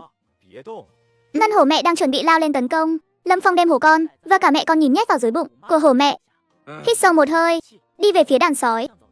Ở phía trước anh chưa đầy 15 mét, có một con sói thật sự. Khi nhìn về phía anh, đôi mắt đang phát ra ánh xanh lục, trong tiếng lòng truyền ra toàn là sự đói khát. Nhưng Lâm Phong không nhìn nó, mà nhìn xuyên qua tất cả bầy sói xám, thấy con Hasiki đó. Cái gã này vẫn đang ở phía sau chỉ huy tiền tuyến, vỗ vào mông một con sói xám bên cạnh. Đi, cậu lên trước đi, bản đại vương bọc hậu cho. Con sói xám quay đầu nhìn nó một cái, trong ánh mắt mang theo một tia bất lực. Lâm Phong hít sâu một hơi, nói với con Hasiki đó, ê. Trên sườn đá vụn, đôi tai của nó bỗng dựng đứng lên, đôi mắt màu xanh lam chặn đúng vào ánh mắt của Lâm Phong. Cậu, đúng, chính là cậu, con ở cuối cùng đang gọi tôi hả? Con người này có thể nhìn thấy mình sao? Mình trốn kỹ thế này ở phía sau mà cũng bị phát hiện. Bầy sói xám xung quanh cũng dừng lại một chút, đồng loạt quay đầu nhìn về phía đại ca của chúng. Hasiki bị nhìn đến mức hơi chột dạ, vội vàng thu cái lưỡi đang thè ra vào trong, bày ra một dáng vẻ uy nghiêm. Thôi xong rồi, con người này có phải nhận ra mình rồi không? Không thể nào đâu, mình đã trà trộn hơn nửa năm rồi mà đàn sói còn không phát hiện ra. Bình tĩnh nào, mình là sói đầu đàn. Hasiki ngửa đầu phát ra một tiếng hú. Bầy sói xám cũng rất nể mặt, hú theo 2 tiếng rồi tiếp tục ép tới phía trước. Lâm Phong không định đợi thêm nữa, anh lấy từ trong túi đeo chéo ra một miếng thịt bò khô, xé bao bì ra, một mùi thịt thơm nồng nàn theo gió núi lan tỏa ra khắp nơi.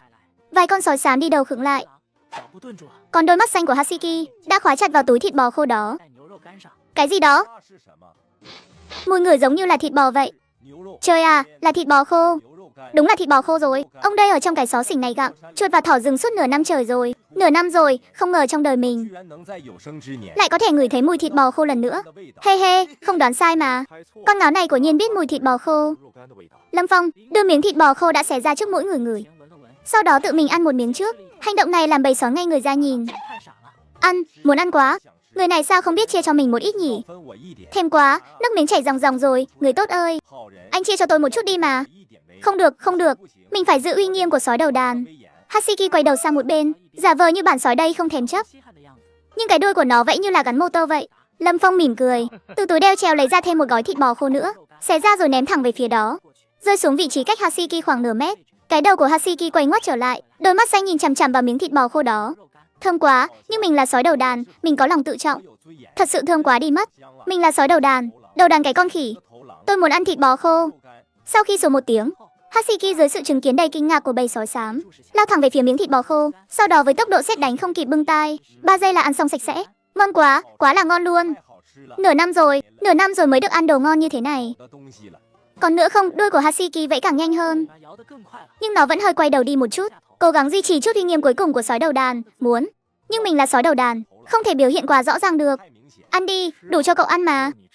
Lâm Phong lại đặt thêm 2 miếng lên tảng đá. Lần này Hasiki không kìm lòng được nữa, chạy 3 bước thành 2 bước lao tới, cắm đầu vào tảng đá. Ăn lấy ăn để. Bầy sói xám hoàn toàn ngớ người. Còn nữa không, có chứ. Không chỉ có thịt bò khô đâu, tôi còn có thể xuống núi hầm thịt cho các cậu. Thịt thật sự luôn nhé, lại có cả xương nữa cơ. À, thịt hầm có xương sao? Anh nói thật đấy chứ. Nhưng mà phải dùng đồ tới đổi nhé. Đúng là không thể tin nổi, đại ca của một bầy sói hoang lại là một con Hasiki chuyên phá nhà. Lâm Phong chỉ dùng vài miếng thịt bò khô đã nắm thóp được con sói vương này một cách dễ dàng, tiện thể tiếp quản luôn cả đàn sói. Còn này, còn nữa không, có chứ. Không chỉ có thịt bò khô đâu, tôi còn có thể xuống núi hầm thịt cho các cậu. Thịt thật sự luôn nhé, lại có cả xương nữa cơ. Nhưng mà phải dùng đồ tới đổi. Lấy cái gì đổi bây giờ? Đồ tốt đấy, các cậu ở trong núi này lâu như vậy, trong hang chắc chắn là có không ít món đồ hay ho chứ hả? Đồ hay ho thì trong hang đúng là có thật. Mấy cái hòn đá chết tiệt đó chán ở cửa hang vướng víu lắm. Hasiki bỗng quay người lại, hú một tiếng với bầy sói phía sau. Một con sói xám trong đó lập tức quay người, biến mất trong bụi rậm. Không lâu sau đó, con sói xám đó quay lại, trong miệng còn tha một vật gì đó, chạy đến trước mặt Hasiki. Con sói xám nhả vật đó xuống đất, phát ra tiếng kim loại va vào đá vụn một tiếng cộp đanh gọn. Khối này ít nhất cũng phải 2-3 cân. Lâm Phong dùng ngón cái chùi sạch lớp bùn cát trên bề mặt, lộ ra vân kim loại ở bên dưới. Tiếp đó dùng bật, lửa hơi qua một chút. Mẹ nó, là cẩu đầu kim. Con ngáo này lại đem vàng tự nhiên ra để đổi thịt sao? He he, chốt kèo. Vậy chúng ta xuống núi hầm thịt thôi. Trong lúc Lâm Phong dẫn bầy sói đi xuống núi, thì trước cửa sân nhà anh có 2 chiếc xe đi tới. Người xuống xe đầu tiên là Chu Mẫn, sắc mặt không được tốt lắm. Đi theo phía sau là Trần giáo sư, tay đang cầm một chiếc bình giữ nhiệt. Người xuống xe cuối cùng là Vương cục trưởng. 3 người trước sau bước vào trong sân. Tiểu Triệu đang ở trong sân chăm sóc gấu trúc mẹ. Thấy cảnh đó thì bỗng ngẩn người ra. Chu tỷ, Vương cục. Ngài cũng tới sao? Chu Mẫn không thèm để ý đến lời chào của cậu ta, đi tới trước mặt ném màn hình điện thoại vào mặt cậu ta. Trên màn hình là một đoạn video giám sát. Trong hình ảnh, một bóng dáng to lớn màu trắng đang bước vào sân. Nếu không phải sáng nay Vương cục xem camera thì chúng tôi đã bị cậu giấu nhẹm hết rồi. Hổ mẹ quay về mà cậu lại không báo cáo sao? Chu tỷ, em đúng là muốn gọi điện báo ngay lập tức, nhưng mà... Thôi được rồi, mọi người đi theo em đi. Cậu ta quay người đi về phía phòng của Lâm Phong. Giữa phòng đặt một chiếc giường khung thép mới tinh. Trên nệm còn trải ga giường sạch sẽ. Chăn màn được gấp lại chỉnh tề. Ý gì đây? Tối qua ở đây là giường gỗ lòng não, sau đó giường bị sập rồi. Giường sập rồi sao nữa? Tiểu Triệu vỗ vào chiếc giường sắt này, thứ mà có khi xe tăng lên cũng chẳng đè nát được. Rồi chỉ vào điện thoại của Chu Mẫn. Nếu em nói hổ mẹ sau khi vào đây không đả thương người, không gây chuyện, mà chỉ cùng với gấu trúc lớn nằm ngủ trên giường của anh Lâm một đêm, sau đó đè sập cả giường, mọi người có tin không? Cái gì gọi là nằm trên giường ngủ một đêm rồi đè sập giường? À, thì là thế này. Sau khi hổ mẹ tới, cùng với gấu trúc mẹ leo lên giường, anh Lâm bị kẹp ở giữa, sau đó cái giường bị sập luôn. Chiếc giường sắt này cũng là sáng nay chúng em vừa đi mua cùng nhau đấy. Vương cục nhìn chiếc giường khung thép im lặng tận 5 giây. Sau đó nhìn sang Trần giáo sư cũng đang ngơ ngác không kém. Trần giáo sư, hừ, ông làm nghề bao nhiêu năm rồi? 37 năm, đã từng thấy chuyện nào như thế này chưa? Chưa thấy bao giờ. Lâm Phong và Nam Nam đã vào núi rồi, dẫn theo cả hổ mẹ và hổ con nữa. Tính thời gian chắc là sắp. Lời của cậu ta còn chưa nói xong, từ phía núi xa xăm bỗng truyền tới một tiếng hú dài, là tiếng sói hú. Tiếng sói hú vang lên liên tiếp từ phía sau núi truyền lại. Không phải một con, mà là một đàn. Nhóm người Chu Mẫn cũng không còn tâm trí đâu mà nghĩ đến chuyện cái giường nữa, ngay lập tức lao ra ngoài sân. Vương cục rút bộ đàm ra định gọi người tới viện trợ. Trạm kiểm lâm, phát hiện một đàn sói hướng về phía thôn Lâm Biên. Đợi đã, mọi người nhìn kìa. Mọi người nhìn theo hướng mà ông ấy chỉ. 7 con sói xám từ bìa rừng chạy ra từ trong lùm cây bụi, mà ở giữa đàn sói chính là Lâm Phong. Tay trái anh đang ôm hổ con, tay phải xách ba lô, bước chân đi thong thả không chút vội vã. Bên tay trái của anh là hổ mẹ đang đi tập tễnh, còn bên tay phải của anh là một con Hasiki. Đó là anh Lâm mà. Chuyện này là sao vậy trời? Ây da, Lâm Phong này thật khiến người ta không ngờ tới mà. Các cậu tới đây là được rồi. Thế còn thịt hun khói đâu? Làm cho các cậu ngay đây. Nhưng có một việc, các cậu không được vào trong sân, không được chạy lung tung. càng không được đả thương người khác. Nếu mà chạy loạn hay làm ai bị thương, thì một miếng thịt cũng không có đâu đấy. Đừng có mơ mà được ăn thịt bò khô nữa nhé. Vừa nghe thấy không những thịt có xương không còn, mà cả thịt bò khô cũng sẽ mất tiêu. Biểu cảm của Hasiki lập tức trở nên nghiêm túc. Nó quay đầu lại, hú một tiếng thật to với 7 con sói xám. Tất cả nghe cho rõ đây. Ngồi yên đó đừng có động đậy. Đứa nào dám chạy lung tung, thì một miếng thịt cũng không có đâu. Tốt lắm. Lâm Phong gật đầu, quay người bước vào trong sân. Khi anh đi đến cổng sân, thì vừa hay chạm mặt với 3 người đang đứng hình như hóa đá kia. Vương Cục, Chu tỷ, Trần giáo sư, mọi người tới rồi à? Ngồi đi, đừng đứng đó. Anh Lâm, đàn sói ngoài kia là thế nào vậy? Anh chẳng phải nói là vào núi đào vàng sao? Sao lại đào về cả một đàn sói thế này? Nghe Tiểu Triệu nói vậy. Ánh mắt của nhóm Vương Cục đồng loạt đổ dồn vào Lâm Phong, để chờ đợi câu trả lời từ anh. Cậu nói cái này à? Lâm Phong thở dài một tiếng. Anh không vội giải thích chuyện bầy sói, mà chỉ vào chân trước bên trái của hổ mẹ. Xem cái này trước đi. 3 vết thương bị xé rách, bề mặt vết thương không đều, dưới vết thương có vết cắn xé rõ rệt của răng nanh, là do động vật họ chó cắn rồi. Sáng nay hổ mẹ vào núi đánh nhau với đàn sói một trận, nên bị thương ô. Sau đó thì sao? Tôi vô tình gặp được hổ mẹ, định cứu chữa cho nó một chút. Kết quả là đàn sói lại kéo tới thêm 7 con sói xám nữa, bao vây lấy chúng tôi. Thế rồi anh Lâm dùng một gói thịt bò khô sao? Thịt bò khô vị cay tê đấy. Anh kể sơ qua diễn biến sự việc một lượt, nói rằng mình quan sát thấy đàn sói đã đói rất lâu rồi, ý chí tấn công không kiên định, thế là đánh cược một ván, dùng thức ăn để thăm dò. Kết quả là lại có tác dụng thật. Sau khi sói đầu đàn ăn thịt bò khô xong, thì cả đàn sói không còn tấn công nữa. Ha, để tôi sâu chuỗi lại một chút nào. Lâm Phong vào núi đảo vàng, gặp phải một đàn sói. Sau đó cậu dùng một gói thịt bò khô để thu phục đàn sói đó luôn sao? Cũng cần như vậy đó. Thôi tạm không nói chuyện này nữa, tôi đã hứa hầm thịt cho bọn nó ăn rồi, nếu không đàn sói đó sẽ đói chết mất. Nói xong anh liền quay người đi vào phòng bếp. Vương Cục há miệng định nói, nhưng muốn nói gì đó rồi lại thôi, cuối cùng vẫn kìm lại được. Trong bếp, Lâm Phong thao tác rất nhanh, hơn nửa tiếng sau thịt đã được hầm xong. Khi anh bưng thịt đi ra, thì thấy nhóm Vương Cục đang quây quần lại với nhau. Lâm Phong ghé đầu và nhìn một cái, thứ mà họ đang vây quanh chính là khối cầu đầu kim mà Hasiki đã mang tới. Lâm Phong, cậu ra rồi à? Cái cục to đùng này là cái gì thế? Quy ngơ sắt vàng à? Là cầu đầu kim đấy. Chẳng phải tôi dùng thịt bò khô để cho đàn sói ăn sao? Bọn nó lại muốn ăn thịt tiếc, nên tôi bảo bọn nó lấy đồ tới mà đổi.